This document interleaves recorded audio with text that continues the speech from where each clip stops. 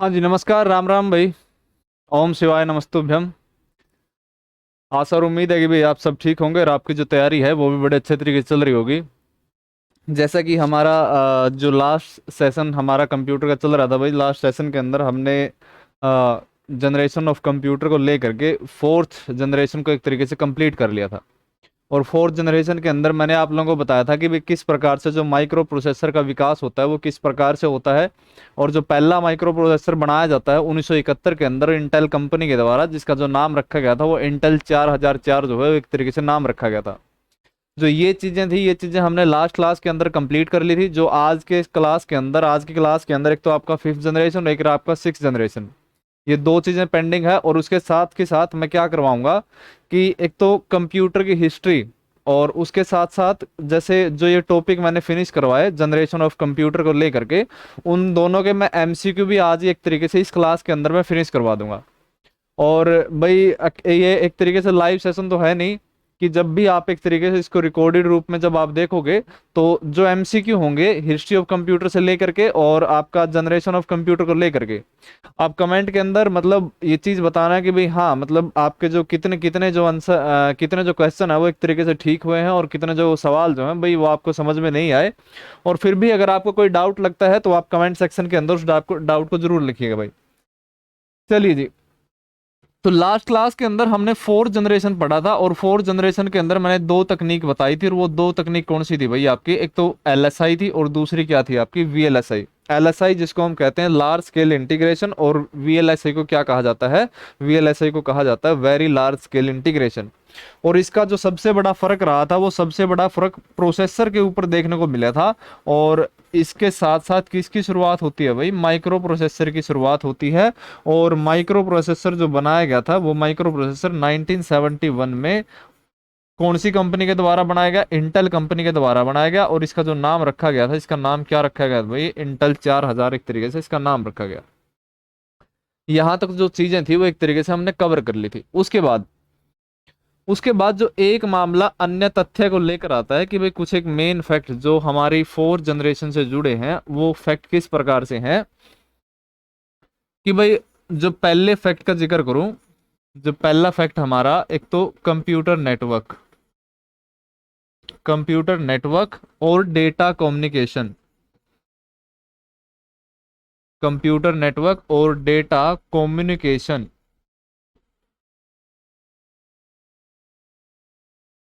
Data communication की जो शुरुआत होती है वो भी आपकी कौन सी पीढ़ी से होती है भाई? वो एक तरीके से फोर्थ जनरेशन से होती है। ठीक है। ये कंप्यूटर नेटवर्क क्या होता है या डेटा कम्युनिकेशन क्या होता है कि जब भी दो या दो से अधिक कितने भी हो, 4 5 8 10 16 20 100 1000 कितने भी हो, जब दो या दो से अधिक कंप्यूटर को आपस में कनेक्ट किया जाता है और आपस में कनेक्ट करने के बाद वो एक दूसरे की तरफ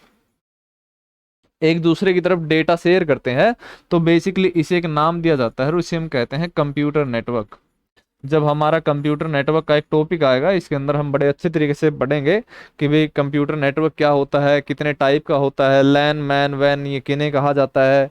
ठीक है ना। इसके साथ साथ और बहुत चीज़ आऊंगी भाई, जैसे आपका प्रोटोकॉल क्या है, इंटरनेट क्या है, डीएनएस क्या है, बहुत सारी चीज़ें होंगी जो इसके अंदर हमें मतलब एक तरीके से पढ़ने का काम करेंगे।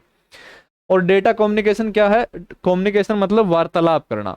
जैसे मतलब हम जब भी एक दूसरे से वार्तालाप करते हैं तो हम क्या करते हैं? विचारों का आदान प्रदान करते हैं कि भाई उसके विचार आप पे सुना गए और अपने विचार जो है वो एक तरीके से सुना गए। इस तरीका था कि इसने क्या बोल लग रहा है, इसने बोल लग रहा है कम्युनिकेशन। लेकिन जब डेटा कम्युनिकेशन हो, ये तो होता है विचारों का कम्युनिकेशन। जब डेटा का कम्युनिकेशन हो मतलब कि डेटा को एक जगह से दूसरी जगह यानी कि एक कंप्यूटर से दूसरे कंप्यूटर में ट्रांसफर किया जाए, तो इसे हम कहते हैं डेटा कम्युनिकेशन। और इसका जो विकास होता है, इसका विकास कौन सी पीढ़ी के कंप्यूटर के अंदर होता है भाई? ये आपका चौथी पीढ़ी के कंप्यूटर के अंदर इसका विकास होता है। उसके बाद जो दूसरी चीज, जीयूआई आधारित कंप्यूटर की शुरुआत। जीयूआई आधारित कंप्यूटर की शुरुआत। और ये जीयूआई आधारित क्या होता है कि एक दो जगह तो भाई जीयूआई की आपको फुल फॉर्म भी देखने को मिलेगी एचएससी के अंदर। कई जगह मतलब सवालों के अंदर ये फुल फॉर्म पूछी गई है कि भाई जीयूआई की फुल फॉर्म जो है वो क्या होती है।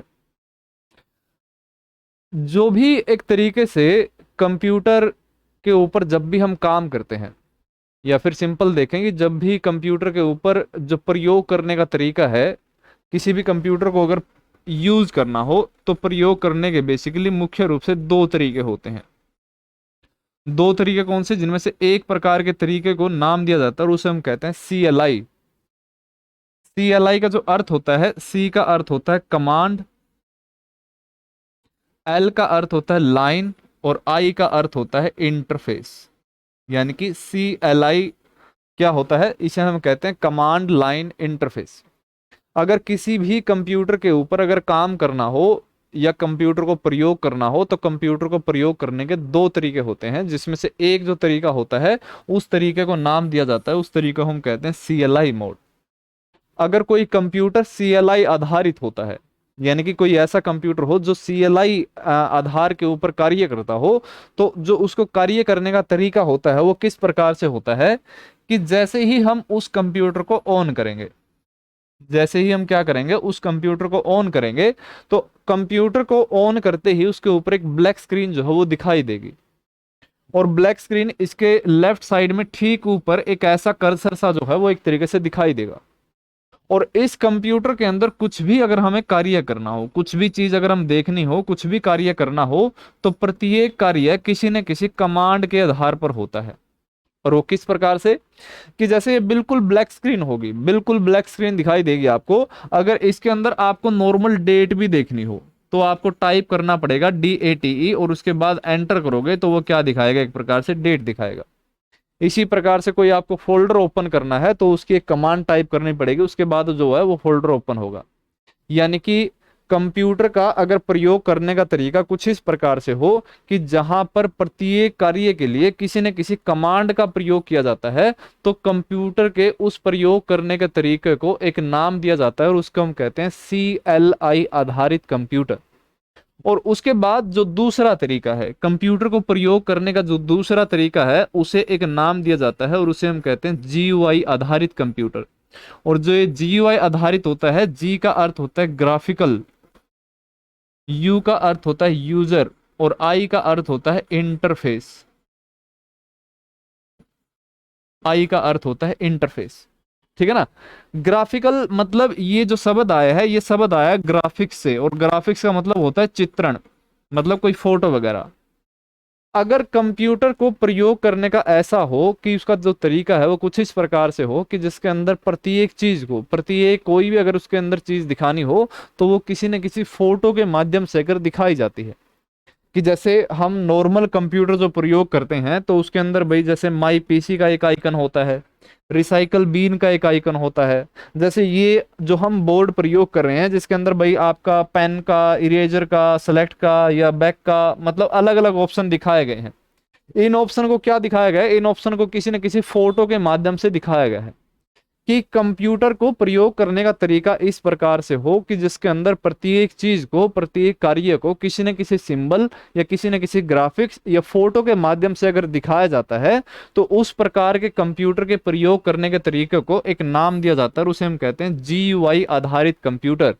और जो GUI आधारित कंप्यूटर का जो विकास होता है, यानी कि जो इसकी शुरुआत होती है, वो आपके कौन सी पीढ़ी कंप्यूटर से होती है भाई? वो एक तरीके से फोर्थ जनरेशन ऑफ कंप्यूटर से इसकी शुरुआत होती है। ठीक है जी।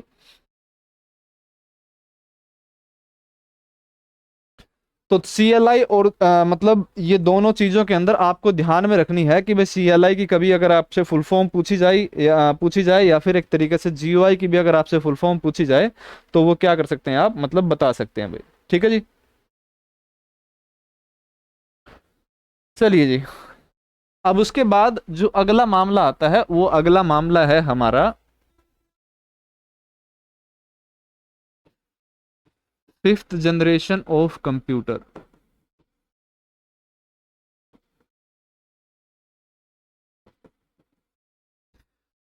और फिफ्थ जनरेशन ऑफ कंप्यूटर के अंदर अगर समय अंतराल के बारे में बात की जाए,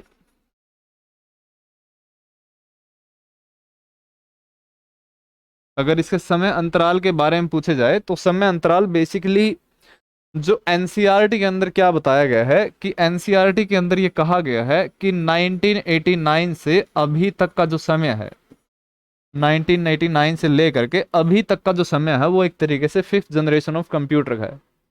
लेकिन एसएससी के अंदर एक सवाल पूछा गया कि भाई 5th जनरेशन ऑफ कंप्यूटर का जो टाइम पीरियड है यानी कि समय अंतराल है वो कौन सा है, तो उन्होंने जो अपने तरीके से जो आंसर माना था वो एक तरीके से 1989 से लेकर के 2015 तक का एक आंसर माना। हालांकि एनसीईआरटी क्या मानता है, एनसीईआरटी ये मानता है कि अभी भी हम एक तरीके से 5th जनरेशन मतलब कंप्यूटर की 5वीं पीढ़ी के अंदर है। जो एक तरीके से मशीनें कंप्यूटर के रूप में जो आज के मतलब भाई आज की दुनिया में जो एक तरीके से मशीनें प्रयोग की जाती हैं कंप्यूटर आधारित, वो बेसिकली 5वीं पीढ़ी की एक तरीके से मशीनें हैं। तो समय अंतराल मतलब लेकिन एसएससी के अनुसार क्या है, एसएससी कहता है कि भाई भाई 5वीं पीढ़ी तो एक तरीके से 2015 तक क्या हो जाती है, खत्म हो जाती है। 2015 के बाद जितनी भी कंप्यूटर आधारित मशीनें अभी तक बनी हैं वो क्या है, वो 5वीं पीढ़ी ना होकर के वो आपकी कौन सी पीढ़ी आधारित है भाई, वो एक तरीके से छठी जनरेशन यानी कि छठी पीढ़ी के अंदर वो काउंट की जाती है। खैर मतलब अगर इस अनुसार किसी भी प्रकार से मतलब ऑप्शन के अंदर आपका कुछ ऐसा इस प्रकार का सवाल मिलता है तो आप अपने अकॉर्डिंग जो है वो एक तरीके से जो मतलब अगर ये ऑप्शन में है तो एनसीईआरटी के अंदर ये करेक्ट मिलेगा। अगर बाई चांस ये ऑप्शन में नहीं दे रखा तो दूसरा ऑप्शन जो है वो एक तरीके से आपका ये करेक्ट मिलेगा। उसके बाद जब हम तकनीक की बात करें, जब हम तकनीक की बात करें तो तकनीक एक तरीके से 3 तकनीक इस पीढ़ी के अंदर इस कंप्यूटर की पीढ़ी के अंदर पाई जाती है। और वो 3 तकनीक कौन सी, जिनमें से पहली जो तकनीक है उस तकनीक का नाम है यूएलएसआई।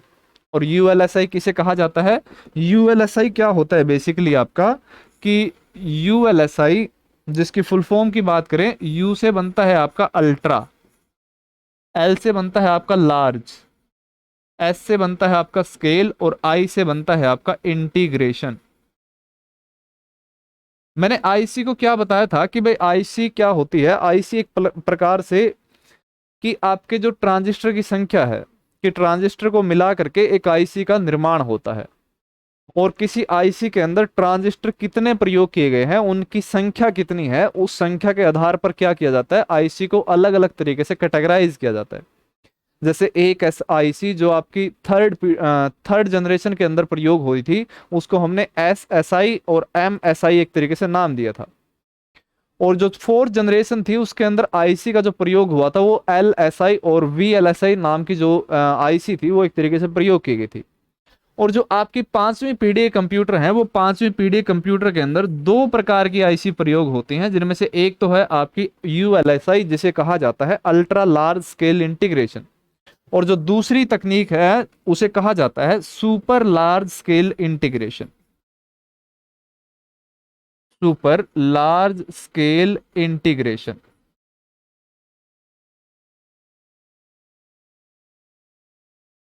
इसे नाम देते हैं हम सुपर लार्ज स्केल इंटीग्रेशन।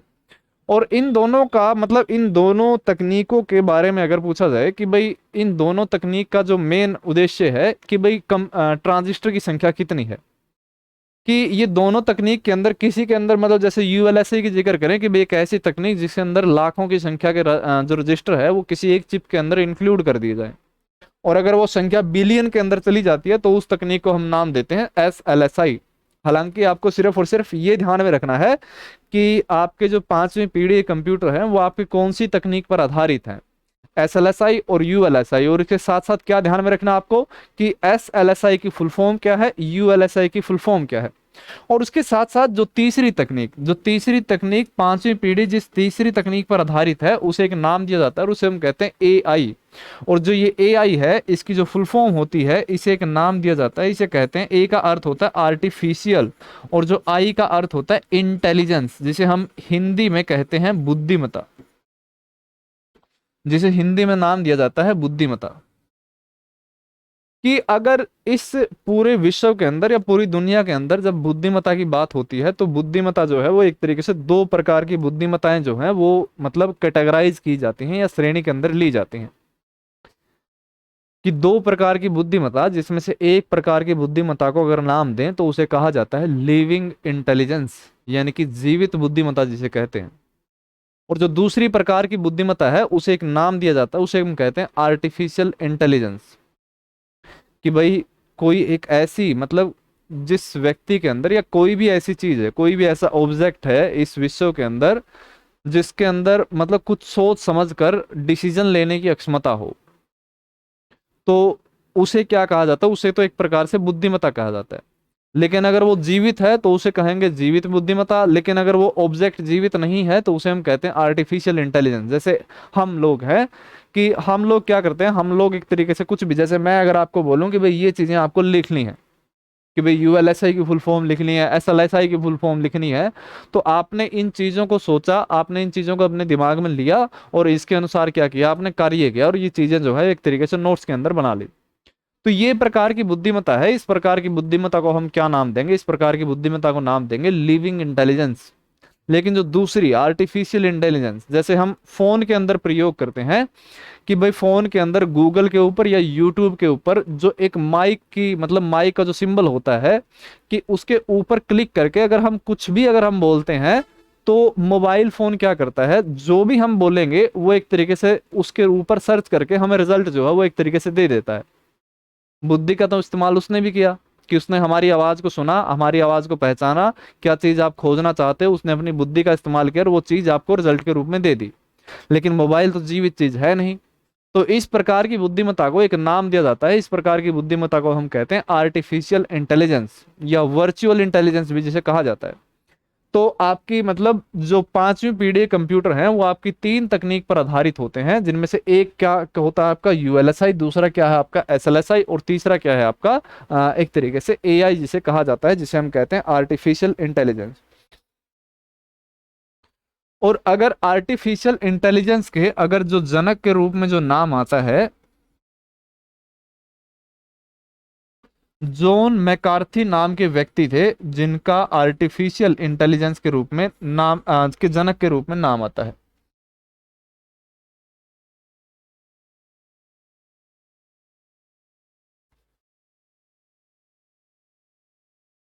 ठीक है जी, तो ये चीजें जो है वो एक तरीके से ध्यान में रखनी है आप लोगों को। उसके बाद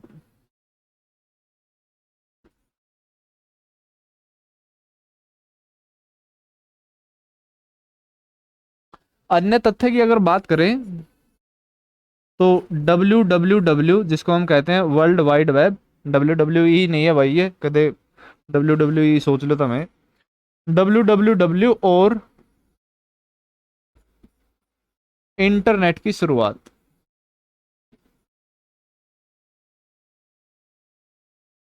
वो भी आपकी कौन सी पीढ़ी के अंदर होती है भाई? वो भी एक तरीके से पांचवी पीढ़ी के अंदर इसकी शुरुआत होती है। उसके बाद क्लाउड कंप्यूटिंग की शुरुआत। ये क्लाउड कंप्यूटिंग क्या होता है, इंटरनेट डब्ल्यू क्या है, इन सारी चीज़ों का हम कंप्यूटर नेटवर्क और इंटरनेट के अंदर बड़े अच्छे तरीके से जिक्र करेंगे भाई। तीसरा आईओटी जिसको हम कहते हैं internet of things,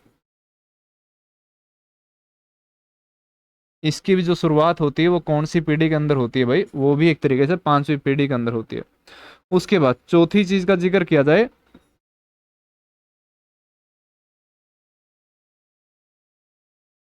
parallel processing, parallel processing and super conductivity. इसकी भी जो शुरुआत होती है वो आपकी कौन सी पीढ़ी के अंदर होती है भाई? वो पांचवी पीढ़ी के अंदर होती है। उसके बाद क्वांटम कंप्यूटर की शुरुआत, जो ब्रेन की अवधारणा के ऊपर कि भाई जिस तरीके से हमारा मस्तिष्क काम करता है, तो उसकी अवधारणा के ऊपर एक कंप्यूटर बनाया गया और उस कंप्यूटर का जो नाम रखा गया उसे कहा गया क्वांटम कंप्यूटर। तो जो इसकी भी जो शुरुआत होती है वो एक तरीके से कब मानी जाती है भाई? ये भी आपकी पांचवी पीढ़ी के अंदर इसकी शुरुआत मानी जाती है। उसके बाद ये तो आता है आपका पांचवी पीढ़ी के जनरेशन से लेकर के, लेकिन एक और मामला जो छठी जनरेशन यानी कि सिक्स जनरेशन ऑफ कंप्यूटर के अंदर आता है, और सिक्स जनरेशन ऑफ कंप्यूटर का एक तरीके से अगर टाइम पीरियड देखें हम तो इसका टाइम पीरियड एक तरीके से स्टिल इन रिसर्च आता है कि भाई अभी तक इसके ऊपर क्या चल रहा है, रिसर्च संबंधी जो है वो एक तरीके से कार्य चल रहा है। किसी भी कंप्यूटर का जो जनरेशन है कि भाई हाँ, एक किसी जनरेशन का जो समय अंतराल है, वो समय अंतराल किस तरीके से इंक्लूड किया जाता है या किस तरीके से निकाला जाता है, उसका एक मापदंड होता है कि अगर उस कंप्यूटर के संबंधित जो तकनीक है विश्व भर के कई देशों के अंदर अगर उस तकनीक का प्रयोग कर दिया जाए तो उसके ऊपर एक ठप्पा लग जाता है कि भाई ये एक प्रकार से नई जनरेशन है। कि वैक्यूम ट्यूब जो थी, वैक्यूम ट्यूब संबंधित जो कंप्यूटर का निर्माण कई देशों में होने लगा, तो उसको फर्स्ट जनरेशन यानी कि प्रथम पीढ़ी कंप्यूटर्स को नाम दिया गया। उसके बाद जब ट्रांजिस्टर आधारित कंप्यूटर कई देशों के अंदर बनने लगे तो उसको एक तरीके से नाम दे दिया दूसरी पीढ़ी कंप्यूटर। यानी कि जब किसी तकनीक का विकास होता है, किसी तकनीक का आविष्कार होता है और वो तकनीक विश्व के अंदर कई देशों में जब प्रयोग होने वाली शुरू हो जाती है तो उसे एक तरीके से जनरेशन का नाम दिया जाता है। जो छठी पीढ़ी कंप्यूटर है यानी कि जो छठी पीढ़ी है वो बेसिकली जिस तकनीक पर आधारित है वो तकनीक है बेसिकली नैनो तकनीक या नैनो टेक्नोलॉजी। और जो ये नैनो शब्द होता है, नैनो शब्द को अगर साइज के रूप में मापें तो नैनो जो शब्द होता है वो एक तरीके से 10⁻⁹ मीटर होता है, जो बिल्कुल बिल्कुल धूल कण जैसी। तो अगर छठी पीढ़ी कंप्यूटर के अंदर अगर किसी मशीन के रूप में अगर कंप्यूटर का जिक्र करें तो एक ऐसा कंप्यूटर जो किसी धूल कण के समान है। और ये तकनीक किस प्रकार से, मतलब ये कंप्यूटर किस तकनीक के आधार पर बनते हैं? ये कंप्यूटर बनते हैं नैनो तकनीक के आधार पर।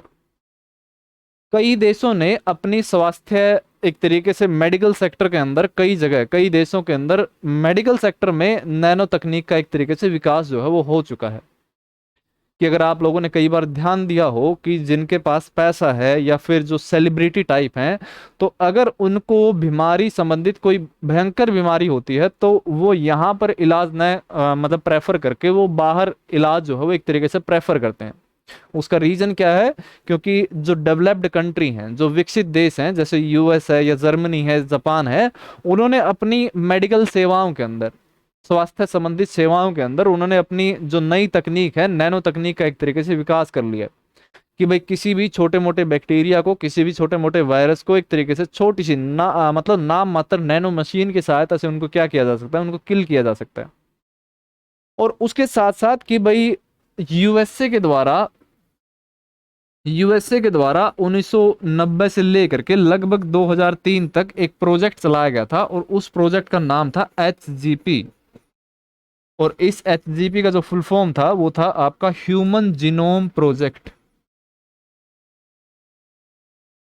Human genome project. और इस प्रोजेक्ट का अर्थ क्या था कि इस प्रोजेक्ट के अंदर जो विश्व भर के अंदर अलग अलग देश है, अलग अलग क्षेत्र हैं, और अक्षेत्रों की जो अलग अलग प्रकार की विभिन्नताएं हैं। कोई एक ऐसा क्षेत्र जहां पर बिल्कुल रेतीला क्षेत्र हो, कोई एक ऐसा क्षेत्र जहां पर बिल्कुल बर्फबारी वाला क्षेत्र हो, कोई एक ऐसा क्षेत्र जहां पहाड़ी वाला क्षेत्र हो, कोई एक ऐसा क्षेत्र जो एक तरीके से समतल मैदान वाला क्षेत्र हो। कि यूएसए के द्वारा क्या किया गया, अलग अलग क्षेत्रों में पूरे विश्व भर के अंदर अलग अलग क्षेत्रों में व्यक्तियों के जीन जो है, जीनों के आंकड़े या फिर जीनोम जो डीएनए आंकड़े हैं वो एक तरीके से कलेक्ट किए गए। और उनका कलेक्ट करने का रीजन क्या था कि भाई एक तरीके से ये जानकारी जुटाना कि किस प्रकार के क्षेत्र के अंदर जो जीनों की एक तरीके से प्रायोरिटी है, वो किस क्षेत्र में किन जीन की सबसे ज्यादा प्रायोरिटी है। कि अगर पहाड़ी क्षेत्रों में अगर लोग रहते हैं तो उनके अंदर मोस्टली जो जीन है वो किस प्रकार के होंगे, बर्फीले क्षेत्रों में लोगों के जो जीन है वो किस प्रकार से होंगे। और ये जीन संबंधित आंकड़ों को इकट्ठा करने के लिए, कलेक्ट करने के लिए उनके द्वारा एक कंप्यूटर तैयार किया गया और उस कंप्यूटर का जो नाम रखा गया था वो नाम रखा गया था जीनोम कंप्यूटर। और बेसिकली ये क्यों मतलब ऐसा हो पाया, ये सारा जो कार्य है वो नैनो तकनीक यानी कि नैनो टेक्नोलॉजी के आधार पर ही हो पाया। और अगर आपको मतलब कुछ ज्यादा ही मतलब इस चीज के अंदर एक और ज्यादा अगर ऐड करनी हो, खैर मतलब ये थोड़ा सा मामला लंबा चला जाता है, लेकिन फिर भी अगर कई बार लगन या फिर कई बार कुछ इंटरेस्टिंग फैक्टर जब ऐड होते हैं तो उन चीजों को फिर मतलब पढ़ने में भी अच्छा लगता है। इस प्रोजेक्ट के आधार पर फिर आगे कंसेप्ट लाया गया जिसका नाम था बेबी डिजाइनर कंसेप्ट।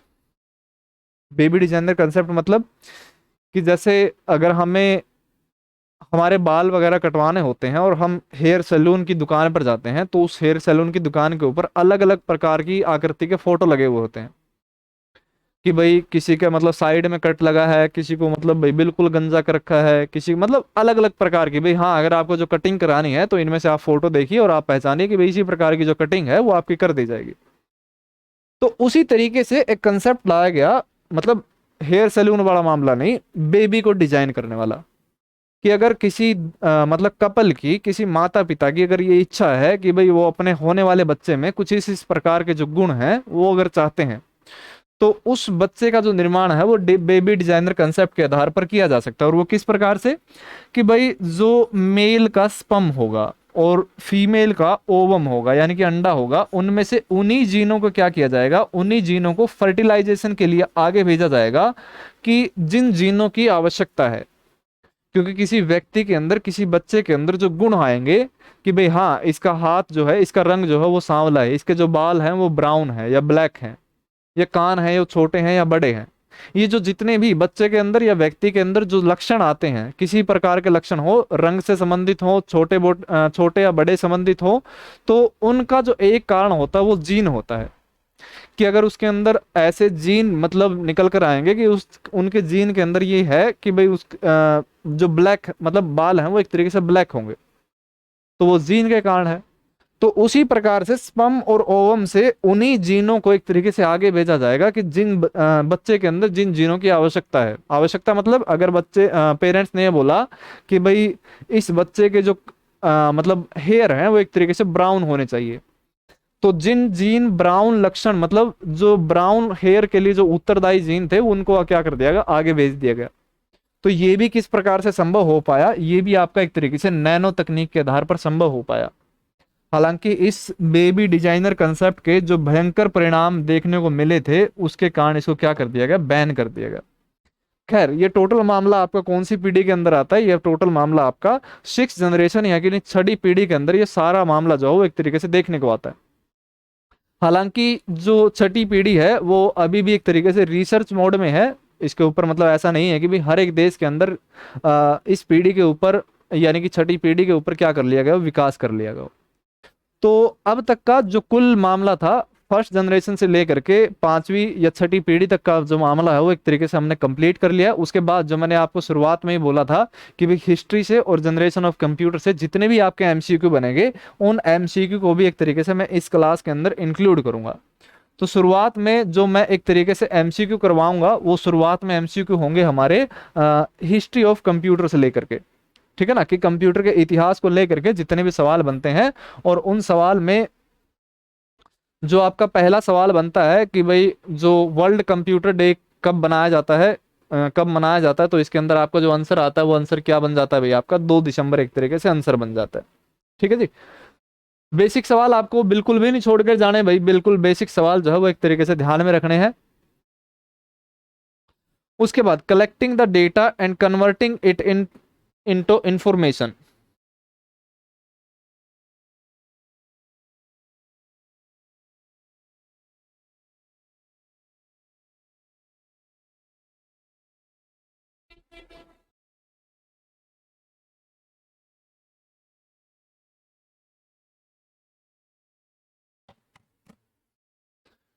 कि भाई जो बिल्कुल बेसिक डेफिनेशन से मैंने आप लोगों को बताया था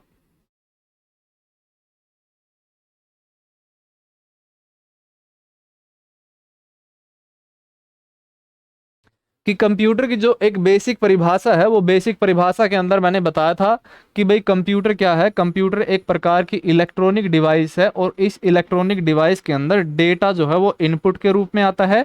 और कंप्यूटर क्या करता है, कंप्यूटर इस डेटा के ऊपर कार्य करता है और इस डेटा को किस में कन्वर्ट कर देता है भाई, वो इंफॉर्मेशन में कन्वर्ट कर देता है।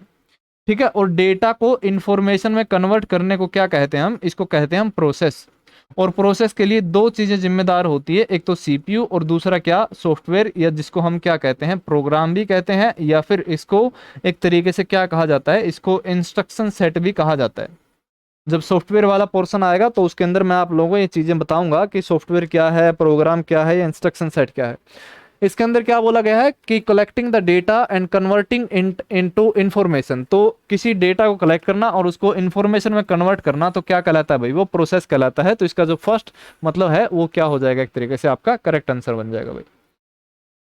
उसके बाद IFSC code is Khalistan type of data. मैंने उसके अंदर आप लोगों को बताया था कि डेटा के अलग अलग प्रकार होते हैं, कि डेटा क्या है आपका, अलग अलग प्रकार का डेटा होता है।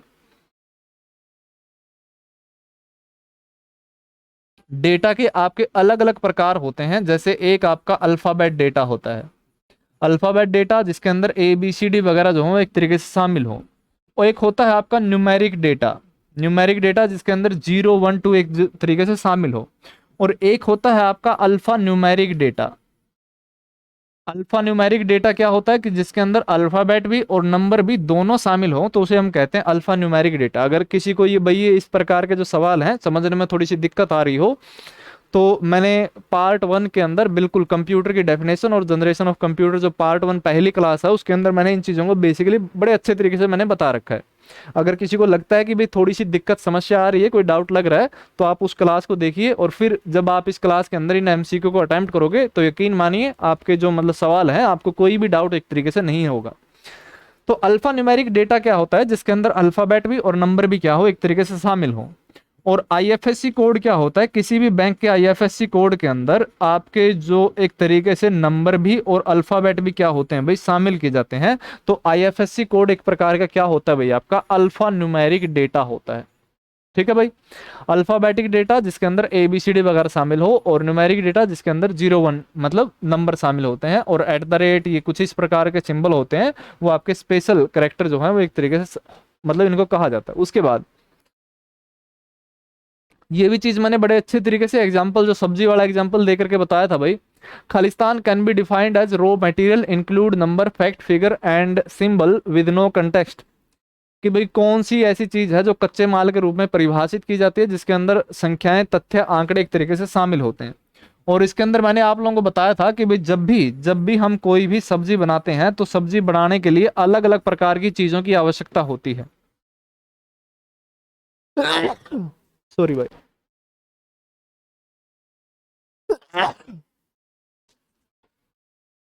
अलग अलग प्रकार की जो चीजें हैं, कि भाई जैसे इसके अंदर जीरा डाल दिया, तेल डाल दिया, प्याज डाल दिया, तो ये सारी चीजें सब्जी बनाने के लिए क्या काम करती हैं, कच्चे पदार्थ के रूप में काम करती हैं।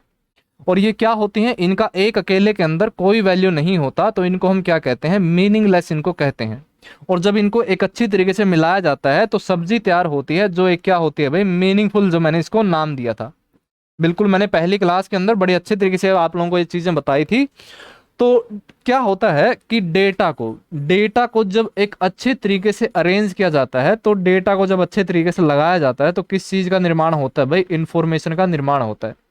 अगर कोई भी चीज बनाई जाती है, कोई भी प्रोडक्ट बनता है, और उस प्रोडक्ट को बनाने में जिस चीज का प्रयोग होता है बेसिकली उसको नाम देते हैं, उसको कहा जाता है रॉ मटेरियल या फिर कच्चा पदार्थ। तो इंफॉर्मेशन को बनाने के लिए रॉ मटेरियल के रूप में कौन काम करता है भाई, डेटा काम करता है, जो एक तरीके से मीनिंगलेस होता है। तो इसके अंदर क्या होगा आपका कि भाई can be defined as raw material, तो रॉ मटेरियल के रूप में क्या कौन होता है भाई, डेटा होता है। अब जब डेटा को एक अच्छे क्रम या अच्छे सीक्वेंस में मिला दिया जाता है, तो प्रोसेस करने के बाद क्या तैयार होता है भाई, वो इंफॉर्मेशन एक तरीके से तैयार होता है। ये पहली क्लास के अंदर मैंने बड़े अच्छे तरीके से बताया था भाई आप लोगों को। A collection of unprocessed item, मतलब कि अनप्रोसेस्ड आइटम का एक कलेक्शन या संग्रहण है, उसे क्या कहा जाता है। बेसिकली जो कंप्यूटर है, वो कंप्यूटर क्या करता है, कंप्यूटर आउटपुट के रूप में क्या देता है भाई, इंफॉर्मेशन देता है। और इनपुट के रूप में क्या आता है, उसके पास डेटा आता है। और डेटा के ऊपर क्या होता है, प्रोसेस किया जाता है। तो प्रोसेस करने के बाद क्या तैयार होता है, हमारा इंफॉर्मेशन एक तरीके से तैयार होता है। अब कोई एक ऐसी चीज है जिसके ऊपर प्रोसेस ना किया गया हो, प्रोसेस ना किया गया हो, तो उसे क्या कहते हैं, उसको हम कहते हैं अनप्रोसेस्ड, अनप्रोसेस्ड। और जिसके ऊपर कार्य कर दिया गया हो, तो उसको हम कहते हैं प्रोसेस्ड, कि भी इसके ऊपर कार्य जो है वो एक तरीके से कर दिया गया है। अगर किसी चीज के ऊपर कार्य ना किया हुआ हो, मतलब कंप्यूटर से ठीक पहले वाली चीज, और वो कार्य कौन, वो चीज क्या कहलाती है आपकी, डेटा कहलाती है। और जब एक तरीके से डेटा के ऊपर कार्य हो जाता है, यानी कि सिंपल और आसान भाषा में कहे कि भाई जो प्रोसेस्ड डेटा हो जाता है, वो क्या बन जाता है भाई, एक तरीके से वो बन जाता है आपका इंफॉर्मेशन। तो इसके अंदर जब भी मतलब प्रोसेस्ड या अनप्रोसेस्ड से जब आपका सवाल आता है तो उसके अंदर आपको ध्यान में रखना है, जो अनप्रोसेस्ड आइटम है वो क्या कहलाता है, आपका डेटा कहलाता है। लेकिन जब उसके ऊपर प्रोसेस हो चुकी होती है तब वो क्या बन जाता है, वो एक तरीके से इंफॉर्मेशन बन जाता है। यानी कि प्रोसेस्ड आइटम या प्रोसेस्ड डेटा जो है वो क्या कहलाएगा भाई, आपका इंफॉर्मेशन कहलाएगा भाई। उसके बाद ए hardware device that converts data into meaningful information, कोई एक ऐसी हार्डवेयर डिवाइस जो डेटा को अर्थपूर्ण इंफॉर्मेशन में परिवर्तित करती है। तो इसके अंदर मैंने बड़े अच्छे तरीके से बताया था कि भाई जब भी कंप्यूटर के पास डेटा आता है, जब भी कंप्यूटर के पास डेटा आता है और डेटा को वो किस में कन्वर्ट कर देता है, इंफॉर्मेशन में कन्वर्ट कर देता है। इस प्रक्रिया को क्या कहते हैं हम, इसे हम कहते हैं प्रोसेस। और प्रोसेस के लिए एक तो आता है हार्डवेयर पोर्शन और एक होता है आपका वर्चुअल या फिर सॉफ्टवेयर पोर्शन। हार्डवेयर पोर्शन में कौन आता है भाई, आपका प्रोसेसर या फिर सीपीयू आता है जो प्रोसेसिंग का कार्य करता है। इसके अंदर इसने क्या पूछा है, हार्डवेयर डिवाइस पूछा है कि भी जो किसको कन्वर्ट करती है, डेटा को कन्वर्ट करती है into meaningful information. Meaningful information मतलब प्रोसेस, डेटा को इंफॉर्मेशन में बदलने की प्रक्रिया को क्या कहते हैं, प्रोसेस कहते हैं। और कंप्यूटर के अंदर जो ये प्रोसेस है वो आपकी बेसिकली दो चीजों के द्वारा होता है, एक होता है हार्डवेयर पोर्शन, एक होता है वर्चुअल पोर्शन। कंप्यूटर का वह हार्डवेयर जो प्रोसेस करता है उसे हम क्या कहते हैं, प्रोसेसर या सीपीयू कहते हैं। और जो वर्चुअल भाग जिसे क्या कहा जाता है, सॉफ्टवेयर, इंस्ट्रक्शन सेट या प्रोग्राम कहते हैं, जो किसी डेटा को इंफॉर्मेशन में कन्वर्ट करता है। तो इसका जो करेक्ट आंसर मतलब हार्डवेयर डिवाइस पूछा है तो हार्डवेयर डिवाइस क्या हो जाएगा भाई, आपका प्रोसेसर हो जाएगा। अगर हार्डवेयर डिवाइस की जगह वर्चुअल होता तो तब आंसर क्या बन जाता भाई, आपका प्रोग्राम। एक तरीके से आंसर जो है वो एक तरीके से बन जाता है, ठीक है ना। तो ये चीजें भी आपको क्या करनी है, ध्यान में रखनी है। जीआईजीओ का फुल फॉर्म क्या है, कि कई जो व्यक्ति होते हैं, कई व्यक्तियों का जीवन जीने का अपना एक सिद्धांत होता है कि भाई मैं बिल्कुल सुबह 5 बजे उठूंगा, ठीक है भाई, रात को जल्दी सोऊंगा, या भाई मैं अपनी पूर्ण जिंदगी भर एक तरीके से नॉन वेज नहीं खाऊंगा, प्योर वेजिटेरियन रहूंगा। तो उसे क्या कहा जाता है, उसे एक प्रकार से उसका सिद्धांत, कि भाई उस व्यक्ति का ये सिद्धांत है कि वो इस प्रकार से कार्य करेगा। तो इसी प्रकार से कंप्यूटर का भी कार्य करने का एक सिद्धांत होता है। और वो सिद्धांत क्या है, उस सिद्धांत को एक नाम दिया जाता है और उसे कहते हैं हम जीआईजीओ। और ये जीआईजी का अर्थ होता है, जी का अर्थ होता है गार्बेज, आई का अर्थ होता है इन, और फिर जी का अर्थ होता है वो होता है गार्बेज, मतलब यही। और ओ का अर्थ होता है आउट, यानी कि गार्बेज इन गार्बेज आउट। इसका जो एक प्रॉपर अर्थ निकलता है कि अगर मेरे पास मतलब कंप्यूटर के पास अगर गार्बेज इनपुट के रूप में आएगा तो आउटपुट के रूप में भी क्या प्राप्त होगा भाई, गार्बेज ही प्राप्त होगा। और कंप्यूटर जिस सिद्धांत के ऊपर कार्य करता है वो सिद्धांत कौन सा होता है भाई, वो जीआईजीओ एक तरीके से सिद्धांत होता है। उसके बाद खालिस्तान is data that has been organised and presented in a meaningful fashion. खालिस्तान वह डेटा है जिसे सार्थक तरीके से व्यवस्थित और प्रस्तुत किया जाता है। मैंने दो चीजें बताई थी कि भाई अगर मीनिंगलेस चीज आती है, रॉ मटेरियल चीज आता है, कच्चा पदार्थ अगर चीज आता है तो तब आपका आंसर क्या कहलाता है भाई, डेटा आंसर कहलाता है। लेकिन जब उसको डेटा को एक अच्छे तरीके से अरेंज कर दिया जाता है तो हमारी मीनिंगफुल चीज तैयार होती है। और मीनिंगफुल चीज को क्या कहा जाता है भाई, इंफॉर्मेशन कहा जाता है, उसे क्या कहते हैं, एक तरीके से सूचना कहते हैं, ठीक है ना। उसके बाद Khalistan convert data into information, hardware, CPU, peripheral, software. खैर इसने मतलब भाई जो कंप्यूटर का वो भाग जो डेटा को इंफॉर्मेशन में कन्वर्ट करता है तो आपका सीपीयू भी करता है, तो आपका सॉफ्टवेयर भी करता है। अगर इसके अंदर हार्डवेयर लिखा होता तो तब आपका आंसर क्या आ जाता, आपका सीपीयू आ जाता। और अगर एक तरीके से वर्चुअल भाग लिखा होता तब आपका आंसर क्या बन जाता भाई, सॉफ्टवेयर इसका आंसर बन जाता, ठीक है ना। कि कंप्यूटर के अंदर दो भाग होते हैं जो किसी डेटा को इंफॉर्मेशन में बदलते हैं, और उनमें से एक भाग कौन सा होता है भाई, आपका सीपीयू होता है, और दूसरा भाग क्या होता है, आपका सॉफ्टवेयर होता है। The earliest calculating device is calculator, abacus, difference engine, analytical engine। यानी कि सबसे पहला गणना उपकरण कौन सा था, कैलकुलेटर था, अबेकस था, या फिर अंतर इंजन था, या विश्लेषणात्मक इंजन था। कि जो आज का वर्तमान हम कंप्यूटर देखते हैं, जिस वर्तमान कंप्यूटर में एक तरीके से मॉनिटर लगा हुआ होता है और एक तरीके से सिस्टम यूनिट होता है भाई, उसके साथ में कीबोर्ड लगा हुआ होता है, इसके साथ में माउस लगा हुआ होता है, सीडी रोम होता है, या इसके अंदर हार्ड डिस्क लगी हुई होती है। ये एक प्रकार का क्या है, ये एक प्रकार का आधुनिक कंप्यूटर जिसे है वो हम कह सकते हैं कि भाई आज के आधुनिक कंप्यूटर के अंदर कुछ इस प्रकार की जो चीजें हैं वो एक तरीके से शामिल होती हैं।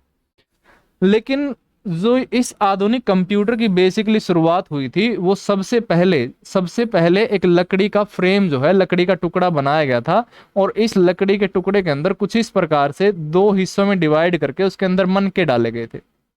और इस लकड़ी के टुकड़े का जो नाम रखा गया था, इस लकड़ी के टुकड़े का नाम रखा गया था अबेकस। और इस अबेकस का जो प्रयोग हुआ था, इस अबेकस का प्रयोग किया जाता था गणना करने के लिए, कैलकुलेशन करने के लिए।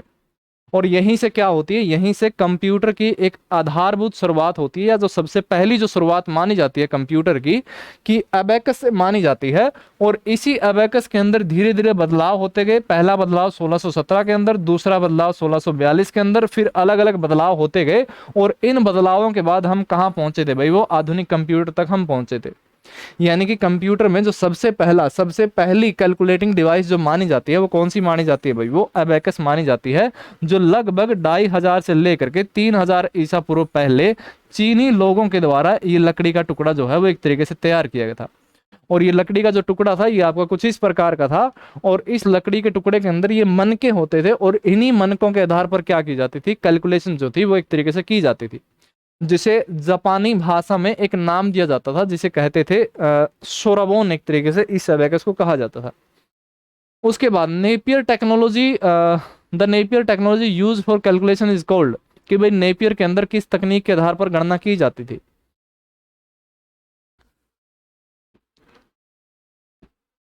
किसके अंदर अब बात करें कि भाई 1617 के अंदर पहला मतलब एक कैलकुलेटिंग डिवाइस जो थी, एक कैलकुलेटिंग यंत्र तैयार किया गया था, और इस यंत्र को जो तैयार करने वाले व्यक्ति थे उनका नाम था जॉन नेपियर। John Napier. और इन जॉन नेपियर ने जो यंत्र तैयार किया था उस यंत्र का नाम था नेपियर बोन। बोन मतलब हड्डी, की हड्डी का प्रयोग करके इस यंत्र यानी कि इस डिवाइस का एक तरीके से निर्माण किया था। और इस यंत्र के अंदर उसने क्या कर रखा था, इस यंत्र के उसने कुछ ऐसा इस प्रकार का एक चार्ट लगा रखा था, और उस चार्ट के अंदर ऊपर की तरफ 0 से लेकर के 9 तक के अंक लिखे हुए थे, और इस साइड में लेकर के 1 से लेकर के 9 तक के अंक लिखे हुए थे। और इन अंकों के आधार पर क्या करता, इन अंकों के आधार पर इस चार्ट के अंदर कई बॉक्स जो थे वो रखे हुए थे, और इन बॉक्स के अंदर कैलकुलेशन यानी कि गणना की जाती थी। और ये जो गणना की जाती थी, इस गणना के लिए वो एक पद्धति का प्रयोग करता था, और उस पद्धति का नाम था रोबोलॉजी पद्धति। यानी कि जॉन नेपियर के द्वारा बनाए गए नेपियर बोन्स के अंदर कैलकुलेशन के लिए जिस पद्धति का प्रयोग किया जाता था वो पद्धति कौन सी थी भाई, आपकी रोबोलॉजी पद्धति थी। तो इसका जो आंसर आता है वो आंसर क्या आता है भाई, रैप्डोलॉजी, इसका जो है वो एक तरीके से करेक्ट आंसर आता है। अगर मैं नेपियर बोन्स को दिखाऊं कि नेपियर बोन्स जो था वो कुछ इस प्रकार का एक तरीके से मतलब यंत्र, कैलकुलेटर जो है वो एक तरीके से बनाया गया था, कि जो ये आप यहाँ पर कुछ एक इस प्रकार से देख पा रहे हो, या फिर ये जो चार्ट है ये अगर आप देख पा रहे हो, कि अगर इस चार्ट को मैं अच्छे तरीके से दिखाऊं तो ये चार्ट जो है वो कुछ इस प्रकार से दिखता है। कि भाई इस चार्ट के अंदर एक खास बात क्या थी, नेपियर बोन्स ने क्या किया कि इसके ठीक ऊपर मतलब 0 से लेकर के 9 तक के अंक जो हैं वो ठीक ऊपर लिखे, और 1 से लेकर के 9 तक अंक जो थे वो साइड में लिखे। और इसके फिर अलग अलग इस चार्ट को क्या कर दिया, बॉक्स के अंदर क्या कर दिया, डिवाइड कर दिया। और किसी भी बॉक्स के अंदर अगर उसको कैलकुलेशन करनी होती या गणना करनी होती तो कैलकुलेशन करने का तरीका क्या था, कि भाई जैसे मान लो कि भाई इस बॉक्स के अंदर उसे कोई संख्या जो है वो एक तरीके से भरनी है, कैलकुलेशन करनी है। तो उसका आधार क्या था, कि भाई इस बॉक्स के ठीक ऊपर जो अंक होता, जैसे इस बॉक्स के ठीक ऊपर अंक क्या है आपका 6 है, और इस बॉक्स के साइड में जो अंक होता जैसे ये है 4, इनकी आपस में क्या करता, मल्टीप्लाई करता। 6 गुणा 4 कितना आता है आपका, 24 आता है। और 24 जब आंसर आता तो इकाई का अंक पहले बॉक्स के अंदर और दूसरा मतलब दहाई का अंक जो था वो एक तरीके से ऊपर वाले हिस्से के अंदर भरा जाता था। और इसी प्रकार की कैलकुलेशन, इस पद्धति को एक नाम दिया जाता था और इसे कहा जाता था रोबोलॉजी पद्धति। और ये आपके कौन से यंत्र के अंदर प्रयोग की जाती थी भाई, ये आपके जॉन नेपियर के नेपियर बोन्स नाम के कैलकुलेटर के अंदर ये प्रयोग की जाती थी। उसके बाद Pascaline is also known as abacus, adding machine, division machine, difference engine. Pascaline को निम्न नामों से भी जाना जाता था। तो 1642 ईस्वी में फिर से एक व्यक्ति थे जिनका नाम था ब्लेज पास्कल। ब्लेज पास्कल इनका नाम था, और ब्लेज पास्कल के द्वारा एक कैलकुलेटर जो था वो तैयार किया गया था, और उस कैलकुलेटर का नाम था पास्कलाइन। और इस पास्कलाइन के अंदर क्या था, प्लस माइनस मतलब जोड़ घटा जो थे वो एक तरीके से किए जा सकते थे, और गुणा भाग भी एक तरीके से इसके अंदर होते थे। लेकिन गुणा भाग को जो मतलब गुणा या भाग करने का जो तरीका था वो किस प्रकार से था, कि जैसे मान लो कि 2 की गुणा 3 के साथ करनी होती, तो इसका तरीका किस प्रकार से होता था कि भाई जैसे 2 की गुणा 3 के साथ करनी है, तो इसको किस प्रकार से होता था कि भाई 2 को 3 बार क्या कर देना, ऐड कर देना, जोड़ कर देना। और इसी कारण इस मशीन को एक और नाम दिया गया, और इसको क्या नाम दिया गया भाई, इसको एडिंग मशीन एक तरीके से नाम दिया गया। यानी कि जिसके अंदर प्रत्येक जो कार्य है वो जोड़ या फिर घटा के अनुसार किया जाता हो, ठीक है ना। तो इस मशीन को एक और दूसरा नाम दिया गया था, और इसे क्या नाम दिया गया था भाई, इसे एडिंग मशीन भी नाम दिया गया था, जो ब्लेज पास्कल के द्वारा 1642 ईस्वी में तैयार की गई थी। उसके बाद अगर देखें कि भाई ये आपकी जो थी वो पास्कलाइन मशीन थी, और पास्कलाइन मशीन के अंदर जो एक और इसके साथ जुड़ता है कि भाई जो आपका प्रथम जो पहला मैकेनिकल कैलकुलेटर आता है, पहला जो मैकेनिकल कैलकुलेटर आता है वो भी आपका कौन सा आता है भाई, वो आपका पास्कलाइन आता है। मैकेनिकल कैलकुलेटर क्यों बोला, कि भाई मैकेनिकल क्या होता है, अगर कई कंप्यूटर कोई भी मशीन जो है उस मशीन के अगर कई हिस्से हैं, अगर वो हिस्से धातु या फिर मिश्र धातु या किसी चीज से मिलकर बने हो, और वो मशीन इस प्रकार से कार्य करती हो कि भाई सारे पार्ट एक दूसरे के ऊपर आधारित होकर के कार्य करते हो, तो उस मशीन को नाम दिया जाता है, और उसे हम कहते हैं मैकेनिकल मशीन। कि इसके अंदर जो गरारी लगी हुई होती थी वो गरारी एक दूसरे की सहायता से काम करती थी, तो ये एक प्रकार की मैकेनिकल मशीन थी, और इसको क्या कहा गया, प्रथम मैकेनिकल कैलकुलेटर जो था वो एक तरीके से इसको नाम दिया गया। उसके बाद punch card was first introduce by, कि कंप्यूटर के अंदर जो ये पंच कार्ड का जिक्र आता है, ये पंच कार्ड का जिक्र 2 जगह देखने को मिलता है, और वो 2 जगह कब, कि भाई एक तो 1800 की शुरुआत में, 1800 की शुरुआत में एक महिला थी जिनका नाम था Joseph Marie Jacquard, Joseph Marie Jacquard, जिनका कोई हथकरघा मतलब भाई दरी खेस बनाने वाला जो कार्य था, और उनके द्वारा कपड़ों के ऊपर डिजाइन बनाने के लिए एक कार्ड का निर्माण किया था, और उस कार्ड का जो नाम रखा गया था, उस कार्ड का नाम रखा गया था पंच कार्ड। कि जैसे मान लो कि कई कपड़े हैं और उन सारे कपड़ों के ऊपर एक जैसा डिजाइन देना हो, तो उस कार्ड को मतलब उस डिजाइन वाले कार्ड को उन कपड़ों के ऊपर रखा जाता था, और उसके अनुसार क्या कर दिया था, डिजाइन सेट किया जाता था, मतलब कपड़ों को उस डिजाइन के अनुसार काट दिया जाता था। तो उस कार्ड को क्या नाम दिया गया भाई, उसको कार्ड को नाम दिया गया पंच कार्ड। और जो पंच कार्ड की तरीके से आविष्कार किया गया था वो किसके द्वारा आविष्कार किया गया भाई, जोसेफ मैरी जैकार्ड के द्वारा आविष्कार किया गया। लेकिन कंप्यूटर के अंदर जो इसका प्रयोग करने वाले व्यक्ति थे, उन व्यक्ति का नाम था हरमन होलोरिथ। यानी कि कंप्यूटर में जो पंच कार्ड का एक तरीके से प्रयोग की शुरुआत की थी, वो शुरुआत किसके द्वारा की गई थी भाई, वो हरमन होलोरिथ के द्वारा की गई थी। उनके द्वारा एक मशीन तैयार की गई थी, और उस मशीन का नाम था टेबुलेटिंग मशीन। इस मशीन का जो नाम था वो टेबुलेटिंग मशीन एक तरीके से नाम रखा गया था। और जोसेफ मैरी जैकार्ड के द्वारा जो ये एक तरीके से हथकरघा मशीन थी, इस हथकरघा मशीन को नाम दिया गया था जैकार्ड लूम। कि जैसे ये आप एक प्रकार से मतलब ये डिजाइन देख पा रहे हो, ये जो डिजाइन बनने का जो रीजन था, ये डिजाइन मतलब कि उसके ऊपर पंच कार्ड रखा जाता है, और पंच कार्ड के अंदर से जो सुइयां थी वो सुइयां क्या करती थी, कपड़ों के ऊपर डिजाइन बनाने का काम करती थी।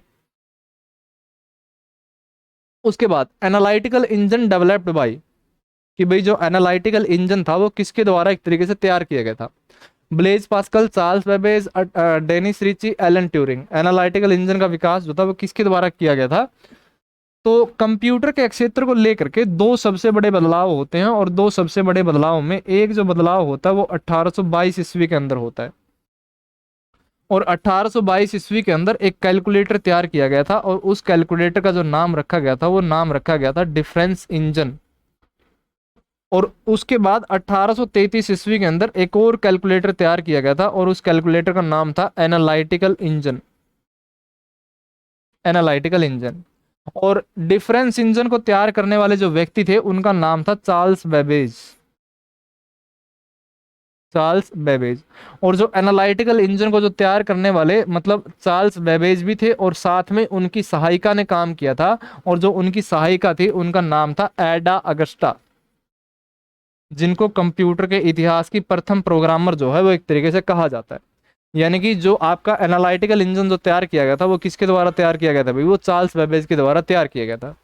और 1822 ईस्वी के अंदर जो डिफरेंस इंजन तैयार किया गया वो भी किसके द्वारा तैयार किया गया भाई, वो भी चार्ल्स बेबेज के द्वारा तैयार किया गया। जो डिफरेंस इंजन था वो डिफरेंस इंजन कुछ इस प्रकार का था, और ये मतलब चार्ल्स बेबेज खड़े हैं भाई, ये एक तरीके से एडा अगस्टा खड़ी है। और इस डिफरेंस इंजन के अंदर क्या फर्क था कि भाई इनपुट के रूप में जिस चीज का प्रयोग किया जाता था बेसिकली पंच कार्ड का एक तरीके से प्रयोग होता था, या फिर मेमोरी के रूप में भी पंच कार्ड का एक तरीके से प्रयोग किया जाता था। और ये जो इंजन शब्द क्यों जुड़ा, क्योंकि उस समय अगर कोई भी मशीन ऐसी होती कि भाई जिस भी मशीन को स्टीम के द्वारा या भाप के द्वारा अगर चलाया जाता था तो उस मशीन को इंजन जो है वो एक तरीके से कहा जाता था। ये एक प्रकार की ऐसी मशीन थी जिसको स्टीम के द्वारा चलाया जाता था, तो इस कारण इसका जो नाम रखा गया वो एक तरीके से इंजन, जो मतलब ये लास्ट शब्द इंजन आता है वो इस कारण आता है क्योंकि इसको स्टीम या फिर भाप के द्वारा एक तरीके से चलाया जाता था। उसके साथ साथ एक और खास बात क्या जुड़ती है कि भाई जो आज के समय में कंप्यूटर है, इस कंप्यूटर के 4 अलग अलग पार्ट जो है वो हमें देखने को मिलते हैं। कि भाई एक वो पार्ट जो कंप्यूटर के अंदर इनपुट देने का काम करता है उसे हम कहते हैं इनपुट डिवाइस। जो प्रोसेस काम करता है उसको हम कहते हैं प्रोसेसिंग यूनिट या फिर सीपीयू। जो आउटपुट लेने का काम करता है उसे हम आउटपुट डिवाइस कहते हैं, और जिसके अंदर डेटा स्टोर होता है उसको स्टोरेज यूनिट कहते हैं। तो जो चार्ल्स बेबेज थे, चार्ल्स बेबेज ने इतनी बड़ी मशीन को एक अलग अलग हिस्सों के अंदर विभाजित किया था कि भाई जो पहला हिस्सा है उस पहले हिस्से को कंप्यूटर का इनपुट हिस्सा एक तरीके से नाम दिया जाएगा, जो दूसरा हिस्सा है उसको प्रोसेसिंग यूनिट एक तरीके से नाम दिया जाएगा, और जो तीसरा हिस्सा है उस तीसरे हिस्से को आउटपुट यूनिट जो है वो एक तरीके से तैयार किया जाएगा, मतलब कहा जाएगा। और उस समय स्टोरेज वाली व्यवस्था जो है वो एक तरीके से होती नहीं थी। कि जैसे हम कभी भी अगर हम घर बनाते हैं तो घर बनाने के लिए हम क्या बनाते हैं भाई, एक प्रकार से नक्शा तैयार करते हैं कि भाई ये यहाँ पर कुछ ऐसा एक कमरा होना चाहिए, यहाँ पर एक कमरा होना चाहिए, यहाँ पर मतलब बाथरूम वगैरह, मतलब एक तरीके से जो किसी भी घर का जो निर्माण होता है वो घर का निर्माण किसी नक्शे को देख करके किया जाता है। और उस नक्शे को क्या बोलते हैं, उस नक्शे को फिर एक नाम दिया जाता है और उसे हम कहते हैं कि भाई ये एक प्रकार से घर का ब्लूप्रिंट है। तो आगे जितने भी कंप्यूटर तैयार किए गए उन कंप्यूटर को बनाने के लिए कि भाई हाँ इनपुट डिवाइस ये होगा, सीपीयू ये होगा और आउटपुट डिवाइस ये होगा। तो अगले आने वाले समय में जितने भी कंप्यूटर बनाए गए उन कंप्यूटर को एनालिटिकल इंजन की देख करके बनाया गया। यानी कि एनालिटिकल इंजन एक प्रकार से क्या बना भाई, एनालिटिकल इंजन आने वाले कंप्यूटर के लिए एक प्रकार से ब्लूप्रिंट की तरह इसने काम किया। और इसी कारण जो चार्ल्स बेबेज को कंप्यूटर का पितामह है या फिर कंप्यूटर का जो जनक है वो किसे कहा जाता है भाई, वो चार्ल्स बेबेज को कहा जाता है। ये आपका डिफरेंस इंजन था। डिफरेंस इंजन कुछ इस प्रकार से तैयार किया गया था। The analytical used as engine खालिस्तान एज मेमोरी यूनिट, यानी कि मेमोरी यूनिट के रूप में किसका प्रयोग करता था भाई, वो एक तरीके से पंच कार्ड का एक तरीके से मेमोरी यूनिट के रूप में प्रयोग किया जाता था।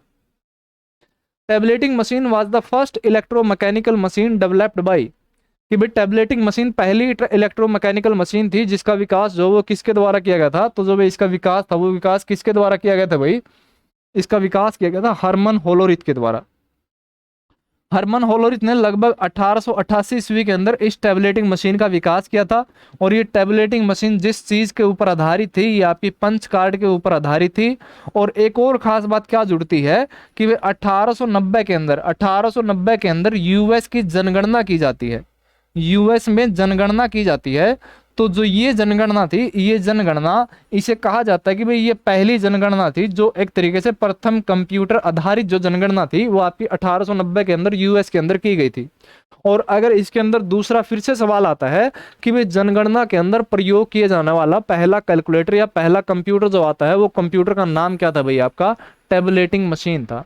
जो किसके द्वारा तैयार किया गया, हरमन होलोरिथ के द्वारा तैयार किया गया। जो किस पर आधारित था भाई, ये पंच कार्ड पर एक तरीके से आधारित था। और इसके साथ हरमन होलोरिथ ने बाद में जा करके एक कंपनी की शुरुआत की थी और उस कंपनी का नाम था आईबीएम। और इस आईबीएम के अंदर जो इसकी फुल फॉर्म बनती है, इस आई का अर्थ होता है इंटरनेशनल, इंटरनेशनल, बी से आता है आपका बिजनेस और एम से बनता है आपका मशीन। आईबीएम की जो फुल फॉर्म आती है वो कुछ इस प्रकार से आती है भाई।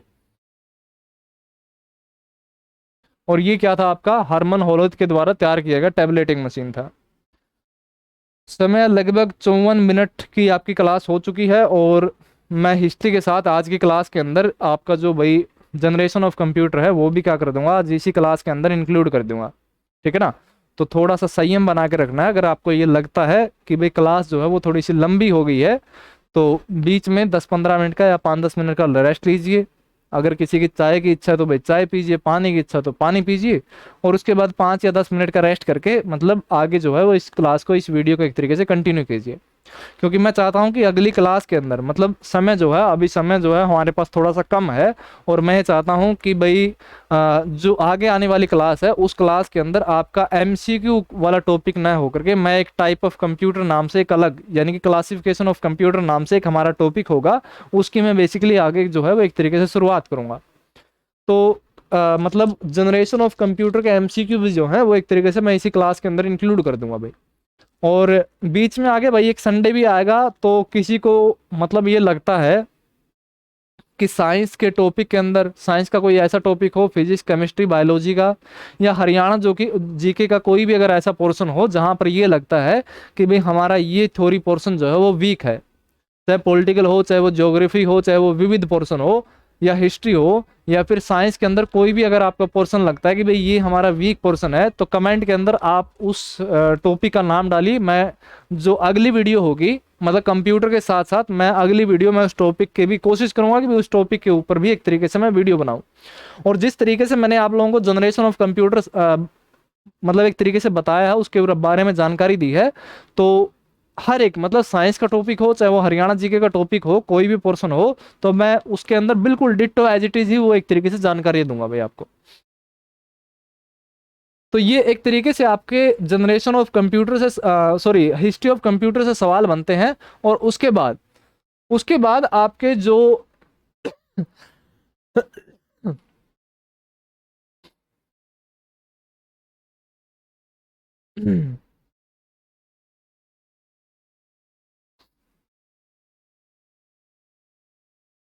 उसके बाद जो जनरेशन ऑफ कंप्यूटर से सवाल बनते हैं, तो उन सारे सवालों को भाई हम एक तरीके से जिक्र करेंगे।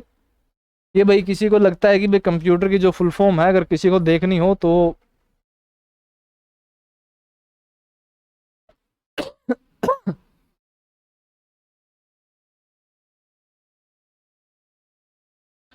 हाँ जी, तो हमारा पहला सवाल क्या बनता है जनरेशन ऑफ कंप्यूटर को लेकर के, कि भी प्रथम पीढ़ी कंप्यूटर में किस तकनीक का प्रयोग किया गया था। तो हमने सभी ने देखा भाई, प्रथम पीढ़ी कंप्यूटर के अंदर किस तकनीक का प्रयोग किया गया था भाई, वो वैक्यूम ट्यूब का एक तरीके से प्रयोग किया गया था, ठीक है ना। कि और इस वैक्यूम ट्यूब को एक और नाम देते हैं, और इस वैक्यूम ट्यूब को हम क्या कहते हैं, थर्मो आयनिक ट्यूब भी एक तरीके से इसको कहा जाता है, ठीक है जी।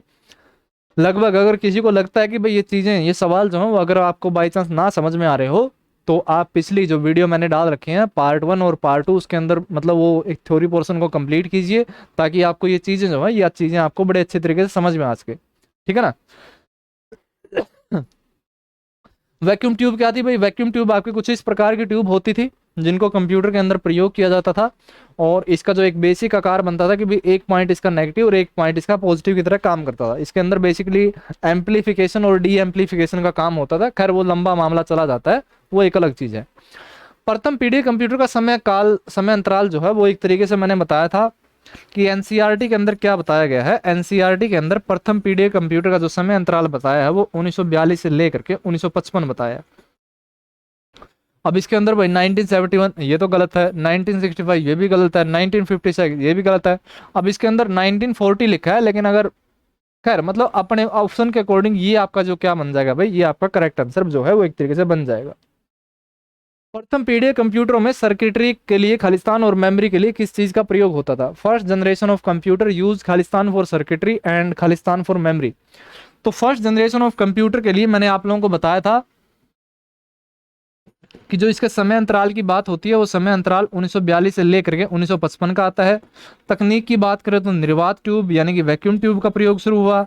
भाषा की बात करें तो भाषा, मशीनी भाषा इन पीढ़ी कंप्यूटर के अंदर प्रयोग की जाती थी। और वैक्यूम ट्यूब मतलब कि भाई जो मैंने क्या बताया था कि ये प्रथम जो जनरेशन के आधार पर क्यों डिवाइड किया जाता है कि प्रत्येक, जब कंप्यूटर एक तरीके से बिजली से चलने वाले बनने शुरू हो गए थे, तो उनके अंदर कि भाई प्रत्येक हिस्से तक बिजली पहुंचाने के लिए जो सर्किट नाम के जो शब्द या सर्किट जो बनाए जाते थे, कि वो कंप्यूटर के अंदर सर्किट किस चीज से बने हैं, उन्हीं को नाम दिया जाता था जनरेशन ऑफ कंप्यूटर। अगर वो सर्किट वैक्यूम ट्यूब से बने हैं तो वो कहलाता था फर्स्ट जनरेशन ऑफ कंप्यूटर। अगर वो ट्रांजिस्टर से बने हैं तो वो कहलाता था सेकंड जनरेशन ऑफ कंप्यूटर। अगर वो आईसी से बने हैं तो वो कहलाता था थर्ड जनरेशन ऑफ कंप्यूटर। यानी कि जनरेशन ऑफ कंप्यूटर को किस तरीके से विभाजित किया गया था, सर्किट के आधार पर, कि भाई कंप्यूटर के प्रत्येक हिस्से में जो सर्किट बन रहे हैं वो किस प्रकार, मतलब किस चीज का प्रयोग करके वो सर्किट बनाए जा रहे हैं। तो प्रथम पीढ़ी कंप्यूटर के अंदर जो सर्किट बनाए जाते थे वो सर्किटरी किससे बनते थे भाई, वो वैक्यूम ट्यूब से बनते थे। और मेमोरी के रूप में किस चीज का प्रयोग किया जाता है भाई, चुंबकीय ड्रम यानी कि मैग्नेटिक ड्रम का एक तरीके से प्रयोग होता था मेमोरी के रूप में।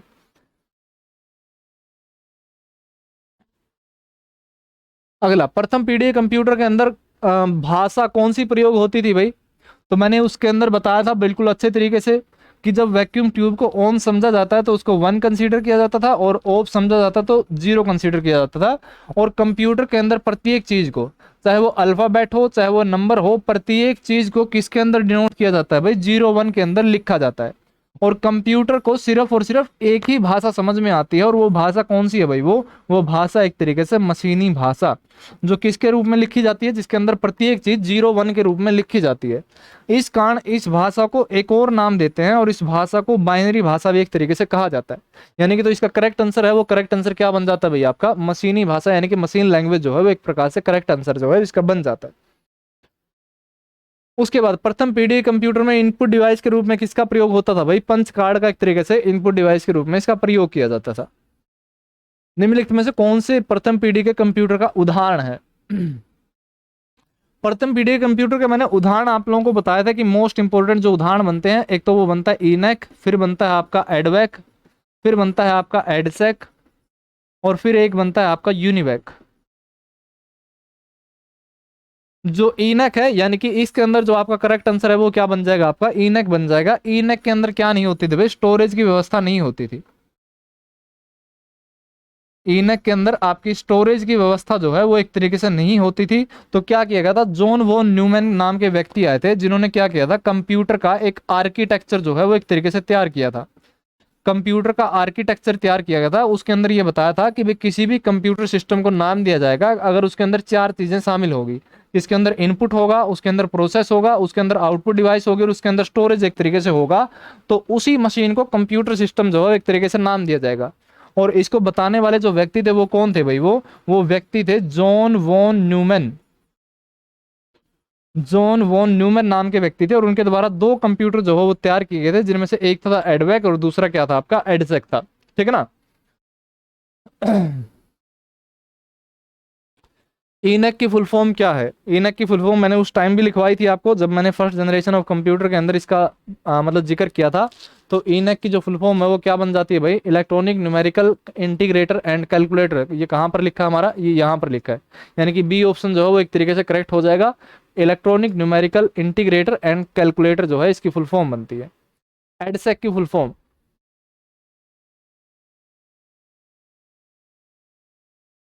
एडसेक की फुल फॉर्म क्या बन जाती है, इलेक्ट्रॉनिक डिस्क्रीट स्टोरेज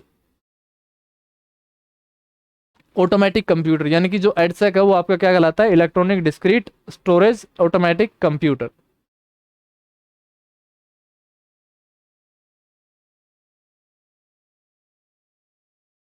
उसके बाद प्रथम पीढ़ी कंप्यूटर की जो प्रोसेसिंग स्पीड क्या किसमें मापी जाती है, कि जो एक तरीके से प्रोसेसिंग स्पीड है, इसका हम आगे भी एक तरीके से जिक्र करेंगे भाई, कि प्रोसेसिंग स्पीड का जो आधार होता है वो आधार क्या होता है। बेसिकली यहाँ पर अगर प्रथम पीढ़ी कंप्यूटर का जिक्र किया है तो प्रथम पीढ़ी के जो कंप्यूटर की प्रोसेसिंग स्पीड मापी जाती है वो मिली सेकेंड के अंदर मापी जाती है। अगर किसी को भाई ये थोड़ा सा ये लगता हो कि भाई मैं मतलब थोड़ा सा समय बचाने के लिए मैं इन चीज़ों को एक तरीके से मतलब रिपीटेडली करवा रहा हूँ, मैं थोड़ा सा स्पीड से इन चीज़ों को करवा रहा हूँ ताकि जो हमारा समय है वो एक तरीके से बच सके। अगर किसी को ये लगता है कि भाई हमें हमारी थ्योरी पोर्शन जो है वो थोड़ा सा स्ट्रॉन्ग करना है, तो आप लोगों से बड़ी रिक्वेस्ट रहेगी कि भाई फर्स्ट पार्ट और सेकंड पार्ट जो है वो देख करके अगर आप इन सवालों को सोल्व करोगे तो आपको बिल्कुल भी दिक्कत नहीं आएगी भाई। तब आपको ये लगेगा भाई हाँ मतलब ये सवाल जो है वो एक तरीके से हमें आते हैं। प्रथम पीढ़ी कंप्यूटर में किस मेमोरी का प्रयोग किया जाता है? तो मैंने पहले भी जिक्र किया था कि भाई प्रथम पीढ़ी कंप्यूटर के अंदर कौन सी प्रकार की मेमोरी यूज होती है, आपकी मैग्नेटिक मेमोरी होती है, ठीक है। एसएसडी जिसे सॉलिड स्टेट ड्राइव कहा जाता है, ये एक प्रकार की मेमोरी होती है, ये एक प्रकार की सेमी कंडक्टर मेमोरी जो है इसे कहा जाता है, ठीक है। एडवैक, एडवैक electronic discrete variable automatic computer.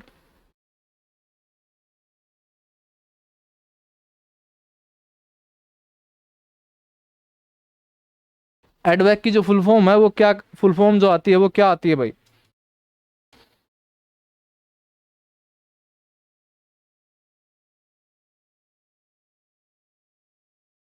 अच्छा हाँ ठीक है ठीक है ठीक है भाई।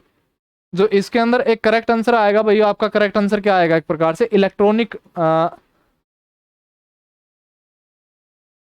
Electronic discrete variable automatic computer जो है वो इसका एक तरीके से करेक्ट आंसर आएगा भाई, ठीक है ना। मैं बस थोड़ा सा जल्दबाजी में एक थोड़ा सा गलती कर गया भाई मैं, तो मैं माफी चाहूंगा आप सभी से।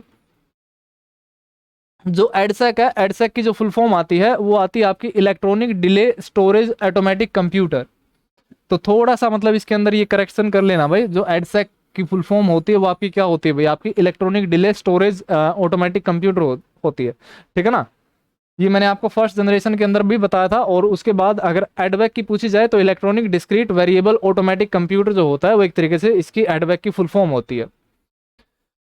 उसके बाद stored program concept was developed by, मैंने आप लोगों को जिक्र किया था कि भाई जो इनेक था, इनेक कंप्यूटर एक तरीके से प्रथम पीढ़ी कंप्यूटर था, उसके अंदर स्टोरेज व्यवस्था जो है वो एक तरीके से नहीं दी गई थी।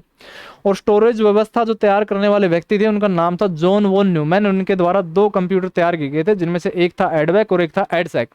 और इन कंप्यूटर को बनाने में एक और व्यक्ति जिनका नाम था एलन ट्यूरिंग, एलन ट्यूरिंग ने भी मदद की थी। इस कारण जो आधुनिक कंप्यूटर का जो जनक है वो एलन ट्यूरिंग को कहा जाता है।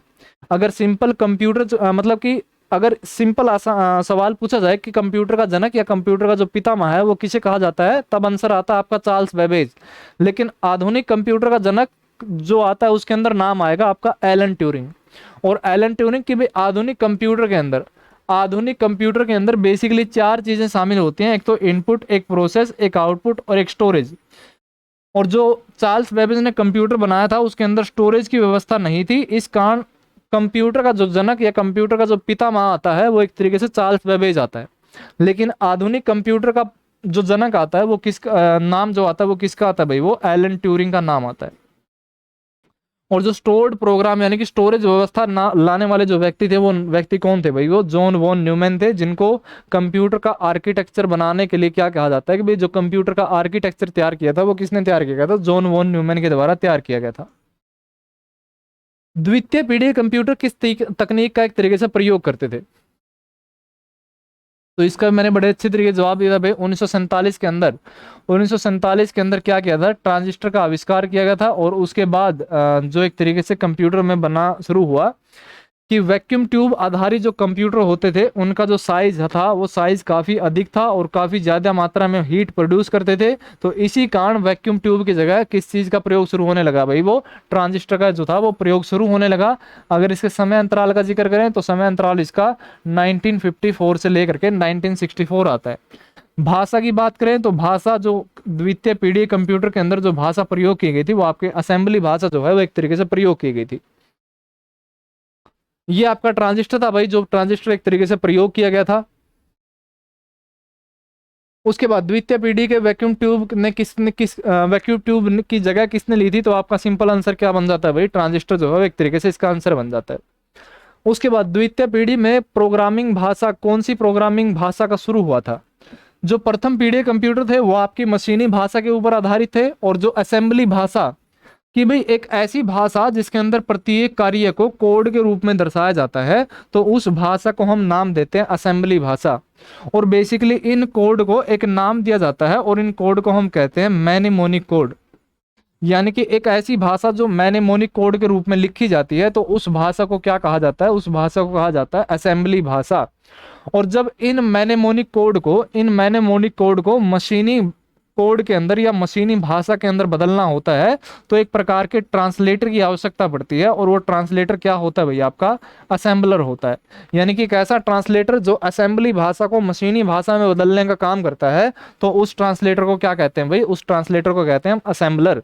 और जो दूसरी पीढ़ी के कंप्यूटर थे वो कौन सी भाषा के ऊपर आधारित थे भाई, वो आपके असेंबली भाषा के ऊपर आधारित थे।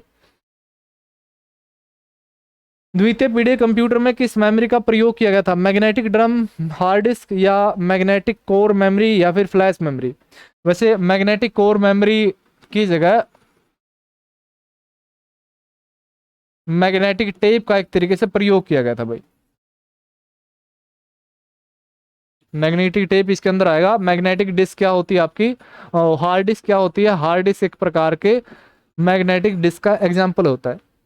यानी कि चुंबकीय चुंबकीय प्रकृति के आधार पर, मैग्नेटिक प्रकृति के आधार पर तीन प्रकार की मेमोरी होती हैं, और उन तीन प्रकार की मेमोरी को नाम दिया जाता है। एक को कहते हैं मैग्नेटिक ड्रम, दूसरी को कहते हैं मैग्नेटिक टेप, और तीसरी को कहते हैं मैग्नेटिक डिस्क। जो प्रथम पीढ़ी के कंप्यूटर के अंदर डाटा स्टोर के लिए किसका प्रयोग किया जाता था, मैग्नेटिक ड्रम का प्रयोग किया जाता था। दूसरी पीढ़ी के अंदर किसका प्रयोग होता था, मैग्नेटिक टेप का प्रयोग होता था। और तीसरी पीढ़ी के अंदर किसका प्रयोग शुरू हुआ था भाई, मैग्नेटिक डिस्क का प्रयोग शुरू हुआ था। और जो हार्ड डिस्क है, वो हार्ड डिस्क एक प्रकार से किसका एग्जांपल है भाई, वो मैग्नेटिक डिस्क का एग्जांपल है। यानी कि इसके अंदर द्वितीय पीढ़ी के अंदर जो आंसर आ जाएगा वो आपका आंसर क्या बनेगा भाई, आपका मैग्नेटिक टेप एक तरीके से आंसर बन जाएगा भाई इसका। ऑपरेटिंग सिस्टम की अवधारणा किसके अंदर आई थी, ऑपरेटिंग सिस्टम मैंने आप लोगों को बताया था कि कंप्यूटर के अंदर जो प्रथम जिस सॉफ्टवेयर की आवश्यकता होती है तो उसे कहा जाता है आपका ऑपरेटिंग सिस्टम। और ऑपरेटिंग सिस्टम का जो विकास हुआ था वो आपका दूसरी पीढ़ी कंप्यूटर के अंदर इसका एक तरीके से विकास हुआ था। तो इसका आंसर है वो एक तरीके से क्या बन जाएगा भाई, दूसरी पीढ़ी इसका आंसर बन जाएगा। द्वितीय पीढ़ी के कंप्यूटर में प्रोग्रामिंग भाषा कौन सी थी, तो मैंने पिछले सवाल के अंदर भी बताया कि दूसरे पीढ़ी कंप्यूटर के अंदर असेंबली भाषा और कुछ एक हाई लेवल लैंग्वेज जो थी वो एक तरीके से उनकी शुरुआत हो चुकी है। ऐसा नहीं भाई सारे कंप्यूटर हाई लेवल लैंग्वेज आधारित थे। मुख्य रूप से जो भाषा प्रयोग होती थी वो आपकी कौन सी भाषा प्रयोग होती थी भाई, वो असेंबली भाषा एक तरीके से प्रयोग होती थी। उसके बाद तीसरी पीढ़ी कंप्यूटर के अंदर किस तकनीक का प्रयोग होता था, और तीसरी पीढ़ी कंप्यूटर के अंदर हम बात करें तो जो इसका समय अंतराल आता है वो 1964 से 1975 इसका समय अंतराल आता है। उसके बाद कि भाई ये किस चीज के ऊपर आधारित थे, ये इंटीग्रेटेड सर्किट के ऊपर आधारित थे, आईसी के ऊपर आधारित थे। और इंटीग्रेटेड सर्किट में भी दो प्रकार आते हैं, वो कौन से आपके, एक तो एसएसआई और दूसरा कौन सा आता है, एक आता है आपका एमएसआई। कि आईसी कब बनाया गया था, कि भाई आईसी एक प्रकार से 1958 के अंदर जैक किल्बी नाम के व्यक्ति थे। जैक किल्बी नाम के व्यक्ति ने कई ट्रांजिस्टर को इकट्ठा करके, कई ट्रांजिस्टर को आपस में कनेक्ट करके आईसी का निर्माण किया था। और ट्रांजिस्टर कितने लगे हैं कि भाई एक आईसी के अंदर ट्रांजिस्टर की संख्या कितनी है, तो उसके आधार पर अलग अलग प्रकार की जो आईसी हैं उनका एक तरीके से मतलब अलग अलग प्रकार की आईसी होती हैं, जिनमें से एक प्रकार की आईसी जिसे कहते हैं स्मॉल स्केल इंटीग्रेशन, दूसरे प्रकार की आईसी जिसे हम कहते हैं मीडियम स्केल इंटीग्रेशन। यानी कि तीसरी पीढ़ी कंप्यूटर थे वो किसके ऊपर आधारित थे भाई, वो आईसी के ऊपर आधारित थे। और आईसी में भी कौन सी आईसी, एक तो आपका एसएसआई और दूसरा आपका एमएसआई जिसे हम कहते हैं स्मॉल स्केल इंटीग्रेशन, और ये क्या होता है आपका medium scale integration, medium scale integration. ये आपका आईसी जो थी वो कुछ इस प्रकार की आईसी थी भाई, जैसा मैंने क्लास के अंदर भी दिखाया था आप लोगों को। उसके बाद आईसी खालिस्तान से बना है, आईसी किस चीज से बना हुआ होता है भाई, माइक्रो प्रोसेसर, वैक्यूम ट्यूब और ट्रांजिस्टर। तो आईसी किससे बनता है भाई, आपका ट्रांजिस्टर से बनता है, ट्रांजिस्टर से बनता है। और इसके साथ एक सेमीकंडक्टर एलिमेंट भी प्रयोग किया जाता है, सेमीकंडक्टर, ट्रांजिस्टर के साथ एक सेमीकंडक्टर एलिमेंट प्रयोग किया जाता है। और वो सेमीकंडक्टर एलिमेंट कौन सा होता है भाई, वो सिलिकॉन होता है। यानी कि सिलिकॉन और ट्रांजिस्टर को मिला करके किस चीज का निर्माण होता है भाई, आईसी का एक तरीके से प्रयोग, आईसी का निर्माण होता है। कि अगर आपसे ट्रांजिस्टर से नए होकर के कि आपसे पूछा जाए कि भाई आईसी के अंदर कौन से सेमीकंडक्टर एलिमेंट का प्रयोग होता है, कौन से उप धातु तत्व का प्रयोग होता है, तो आंसर क्या आ जाएगा भाई, आपका सिलिकॉन एक तरीके से आंसर आ जाएगा भाई। तृतीय पीढ़ी कंप्यूटर का समय अंतराल, तृतीय पीढ़ी कंप्यूटर का हमने समय अंतराल देखा था, तो वो 1964 से 1975 जो है वो एक तरीके से तीसरी थर्ड जनरेशन ऑफ कंप्यूटर का समय अंतराल बनता है। तीसरी पीढ़ी कंप्यूटर किन प्रोग्रामिंग भाषाओं का समर्थन करते हैं, यानी कि कौन सी भाषा जो है एक तरीके से प्रयोग की जाती थी। तो उसके अंदर प्रथम पीढ़ी के अंदर मशीनी भाषा, दूसरी पीढ़ी के अंदर आपकी असेंबली भाषा, और जो हाई लेवल लैंग्वेज होती है जैसे फोर्ट्रन या कोबोल जो है, कि भाई मैंने आप लोगों को बताया था कंप्यूटर के अंदर भाषाएं जो हैं वो दो प्रकार की होती हैं, एक तो लो लेवल, एक होता है आपका हाई लेवल। लो लेवल दो प्रकार की, एक को हम कहते हैं मशीनी भाषा और दूसरे को हम कहते हैं असेंबली भाषा। और उसके बाद हाई लेवल लैंग्वेज जो होती हैं कि जैसे फोर्ट्रन है, जिसे कोबोल है, बेसिक है, सी है या सी प्लस है, जो ये सारी भाषाएं होती हैं ये आपकी कौन सी लेवल लैंग्वेज आती है, आपकी हाई लेवल लैंग्वेज आती हैं।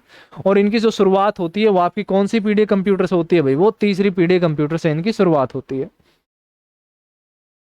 मैं बिल्कुल भी ऐसा नहीं चाहता कि भाई आपका जो समय है वो एक तरीके से इन चीज़ों के अंदर व्यर्थ हो, और जिनको ऐसा लगता है कि भाई इन सवालों को अटेम्प्ट करने में, इन सवालों के आंसर ढूंढने में थोड़ी सी दिक्कत आ रही है, तो आपका थ्योरी पोर्शन, मतलब उस चीज़ को देख करके आपको ये लगता है कि भाई आपका थ्योरी पोर्शन अगर वीक है, तो इससे ठीक पहले जो मैंने 2 क्लास डाली हैं उन 2 क्लास को पहले अच्छे तरीके से थ्योरी पोर्शन जो है वो पढ़िए, और उसके आधार पर इन जो है इन क्वेश्चन को आप अटेम्प्ट कीजिए। आप जिन्होंने वो क्लासेस लगाई हैं तो उनको मतलब ये सवाल अटेम्प्ट करने में बिल्कुल भी दिक्कत नहीं आ रही होगी भाई। तृतीय पीढ़ी कंप्यूटर के अंदर स्टोरेज डिवाइस कौन सी प्रयोग होती थी, तो मैंने आप लोगों को बताया था कि प्रथम पीढ़ी कंप्यूटर के अंदर मैग्नेटिक ड्रम, दूसरी पीढ़ी के अंदर मैग्नेटिक टेप, और तीसरी पीढ़ी कंप्यूटर के अंदर मैग्नेटिक डिस्क जो है वो एक तरीके से प्रयोग की जाती थी। और मैग्नेटिक डिस्क का जो एग्जाम्पल है वो मैग्नेटिक डिस्क का एग्जाम्पल आता है हार्ड डिस्क, और इसके अंदर मैग्नेटिक टेप यानी कि दूसरी पीढ़ी के अंदर, पंच कार्ड आपका फर्स्ट पीढ़ी के अंदर, ऑप्टिकल डिस्क अलग प्रकार की मेमोरी होती है जिसको हम बाद में हम जिक्र करेंगे, और हार्ड डिस्क जो है, हार्ड डिस्क एक प्रकार की क्या कौन सी मेमोरी है भाई, मैग्नेटिक डिस्क मेमोरी है। और मैग्नेटिक डिस्क मेमोरी कौन सी पीढ़ी कंप्यूटर के अंदर प्रयोग की जाती थी, वो तीसरी पीढ़ी कंप्यूटर के अंदर प्रयोग की जाती थी। गला भाई बिल्कुल जमा सूख गया है, पानी है नहीं उरा तीसरी पीढ़ी के अंदर आईसी कौन सी प्रयोग होती थी, तो मैंने बताया था कि भाई आईसी जो है वो एक तरीके से ट्रांजिस्टर से मिलकर बनती है।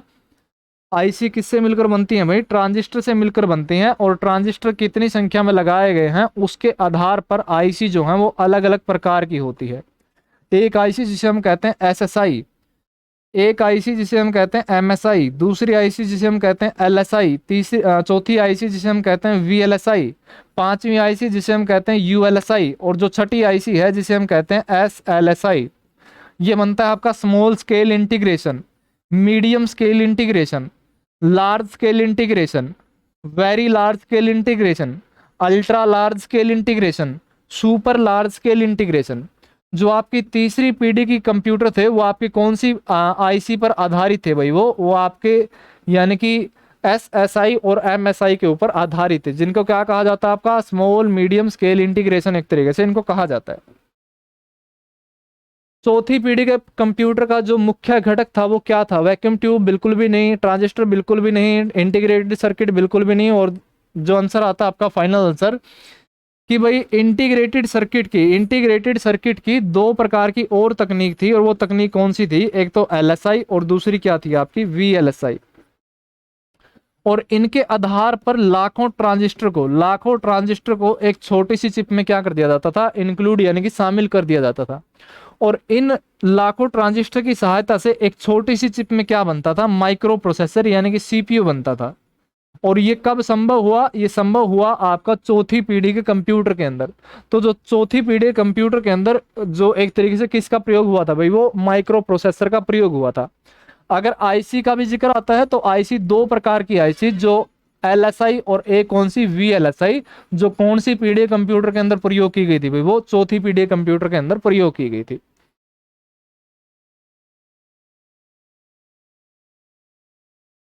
ये बेसिकली मैंने आप लोगों को वहां पर भी दिखाया था कि जो एक माइक्रो प्रोसेसर चिप जो होती है कि भाई एक माइक्रो मतलब इतनी ही छोटी सी चिप के अंदर क्या बन जाता है, आपका सीपीयू या प्रोसेसर बन जाता है। और छोटे शब्द के लिए प्रयोग किया जाता है माइक्रो, और ये एक प्रकार का प्रोसेसर है, तो पूर्ण नाम आता है वो माइक्रो प्रोसेसर नाम आता है, ठीक है ना, जिसके अंदर लाखों की संख्या में ट्रांजिस्टर को क्या किया था, जोड़ा गया था।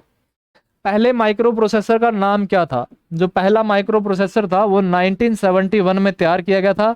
किस कंपनी ने तैयार किया था? इंटेल कंपनी ने तैयार किया था। और जो इसका नाम रखा गया था वो नाम क्या रखा गया था भाई? वो इंटेल 4004 एक तरीके से इसका नाम रखा गया। तो आंसर क्या आता है आपका? इंटेल 4004। कब तैयार किया गया था? 1971 के अंदर तैयार किया गया। चौथी पीढ़ी कंप्यूटर के अंदर किस प्रकार की मेमोरी का प्रयोग किया जाता था? तो जो आपकी मैग्नेटिक मेमोरी आती है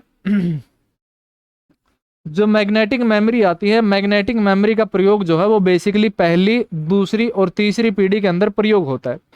उसके बाद आज के वर्तमान समय में या चौथी पीढ़ी के अंदर एक प्रकार की मेमोरी स्टोरेज यूनिट का प्रयोग होता है और उसका नाम था एसएसडी, जिसको कहा जाता है सॉलिड स्टेट ड्राइव, जिसको कहा जाता है सॉलिड स्टेट ड्राइव। और इस सॉलिड स्टेट ड्राइव का जो निर्माण हुआ था वो सिलिकॉन के द्वारा किया गया था। और इस सिलिकॉन के द्वारा निर्माण होने का तो इस प्रकार की मेमोरी को एक नाम दिया जाता है और इन मेमोरी को हम कहते हैं सेमी कंडक्टर मेमोरी। कि आप फोन के अंदर जो ये मोबाइल चिप जो छोटी सी चिप प्रयोग करते हो, फोन के अंदर अगर आपको डेटा स्टोर करना होता है तो छोटी सी चिप प्रयोग करते हो, तो वो बेसिकली किसकी बनी हुई होती है भाई? वो सिलिकॉन की बनी हुई होती है। और ये सिलिकॉन क्या है? एक प्रकार का सेमीकंडक्टर मेमोरी है। और कंप्यूटर के अंदर जो ये छोटी मतलब एसएसडी मतलब हार्ड डिस्क की जगह आज वर्तमान समय में एसएसडी का प्रयोग किया जाता है। और एसएसडी जो है वो एक प्रकार की सेमीकंडक्टर मेमोरी है जो आपकी कौन सी पीढ़ी के अंदर शुरू होती है भाई? वो चौथी पीढ़ी के अंदर शुरू होती है। इसका जो आंसर आ जाता है वो आंसर क्या आता है भाई? आपका सेमीकंडक्टर मेमोरी जो है वो एक तरीके से आंसर आता है भाई इसका। किस पीढ़ी के कंप्यूटर में पर्सनल कंप्यूटर का एक तरीके से आविष्कार शुरुआत हुई थी? तो वो शुरुआत कौन से कंप्यूटर के अंदर हुई थी भाई? वो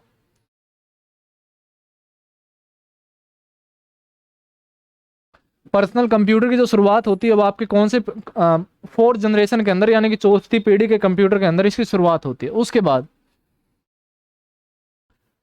कि चौथी पीढ़ी के कंप्यूटर की विशेषता क्या है? क्लाउड कंप्यूटिंग है, वो आपका फिफ्थ जनरेशन के अंदर आता है। और मल्टीटास्किंग एंड जीयूआई, मैंने आपको बताया था कि भाई कंप्यूटर के काम करने के दो तरीके हैं, एक तो जीयूआई और एक सीएलआई। और जो जीयूआई तरीका है वो आपका किस समय इजाद किया जाता है भैया? आपका वो आपका फोर्थ जनरेशन के अंदर इसकी शुरुआत होती है। तो इसका करेक्ट आंसर क्या बन जाएगा भैया? आपका जीयूआई आधारित एक तरीके से कंप्यूटर जो थे वो आपकी चौथी पीढ़ी के अंदर तैयार किए गए थे। पांचवी पीढ़ी के कंप्यूटर की विशेषता क्या थी? तो पांचवी पीढ़ी के कंप्यूटर की विशेषता मैंने आपको बताई थी कि तीन प्रकार की विशेषता है। एक तो यूएलएसआई आधारित, दूसरा एसएलएसआई आधारित और तीसरा आर्टिफिशियल इंटेलिजेंस आधारित। Ultra large scale integration, super large scale integration और आर्टिफिशियल इंटेलिजेंस, यानी कि जो इसका करेक्ट आंसर बन जाएगा वो करेक्ट आंसर क्या बनेगा भाई? आपका आर्टिफिशियल इंटेलिजेंस जो है करेक्ट आंसर बनेगा। अल्ट्रा यूएलएसआई स्टैंड फॉर कि अल्ट्रा लार्ज स्केल इंटीग्रेशन, जैसे मतलब मैंने अभी भी जिक्र किया, तो इसका आंसर क्या होगा? अल्ट्रा लार्ज स्केल इंटीग्रेशन जो है वो इसका करेक्ट आंसर होगा। ठीक है जी। तो ये थे आपके जनरेशन और हिस्ट्री ऑफ कंप्यूटर को लेकर के जितने भी सवाल बन सकते थे उन सारे सवालों का मैंने जिक्र किया। समय क्लास जो हो लगभग 1 घंटे 22 मिनट की जो क्लास है वो एक तरीके से हो चुकी है। अगला जो हमारा सेशन होगा, अगले सेशन के अंदर हम टाइप ऑफ कंप्यूटर की एक तरीके से शुरुआत करेंगे कि भाई किस प्रकार से जो कंप्यूटर होते हैं, कि भाई माइक्रो कंप्यूटर क्या है, मेन फ्रेम कंप्यूटर क्या है, मिनी कंप्यूटर क्या है, सुपर कंप्यूटर क्या है।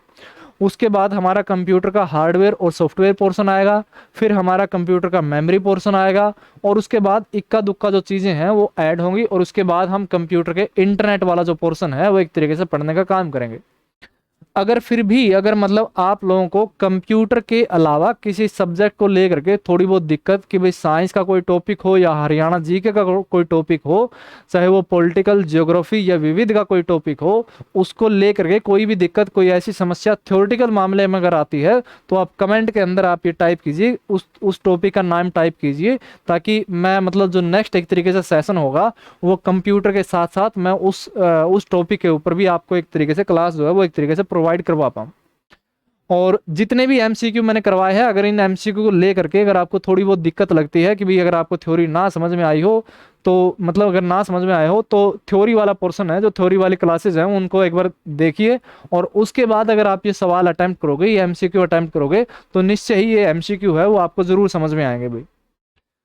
ठीक है जी। और साथ में कमेंट कीजिएगा भाई, किसके मतलब कि जितने 15-20 जितने भी एमसीक्यू थे उनमें कितने आपके सवाल ठीक हुए या कितने आपके गलत हुए, तो वो एक तरीके से कमेंट के अंदर भी वो टाइप करके मुझे बताइएगा। और साथ में कि भाई ये सेशन किस प्रकार किस प्रकार का ये सेशन रहा, मतलब आपको ये है कितने कितने मतलब कितना हेल्पफुल आपके लिए रहा, तो वो भी एक प्रकार से कमेंट के अंदर टाइप कीजिएगा भाई। तो मिलते हैं भाई नेक्स्ट क्लास के अंदर एक अच्छे से सेशन, एक अच्छे से बेहतरीन क्लास के साथ। तो तब तक के लिए नमस्कार। जय हरियाणा, जय हरियाणवी, जय हिंद, जय भारत।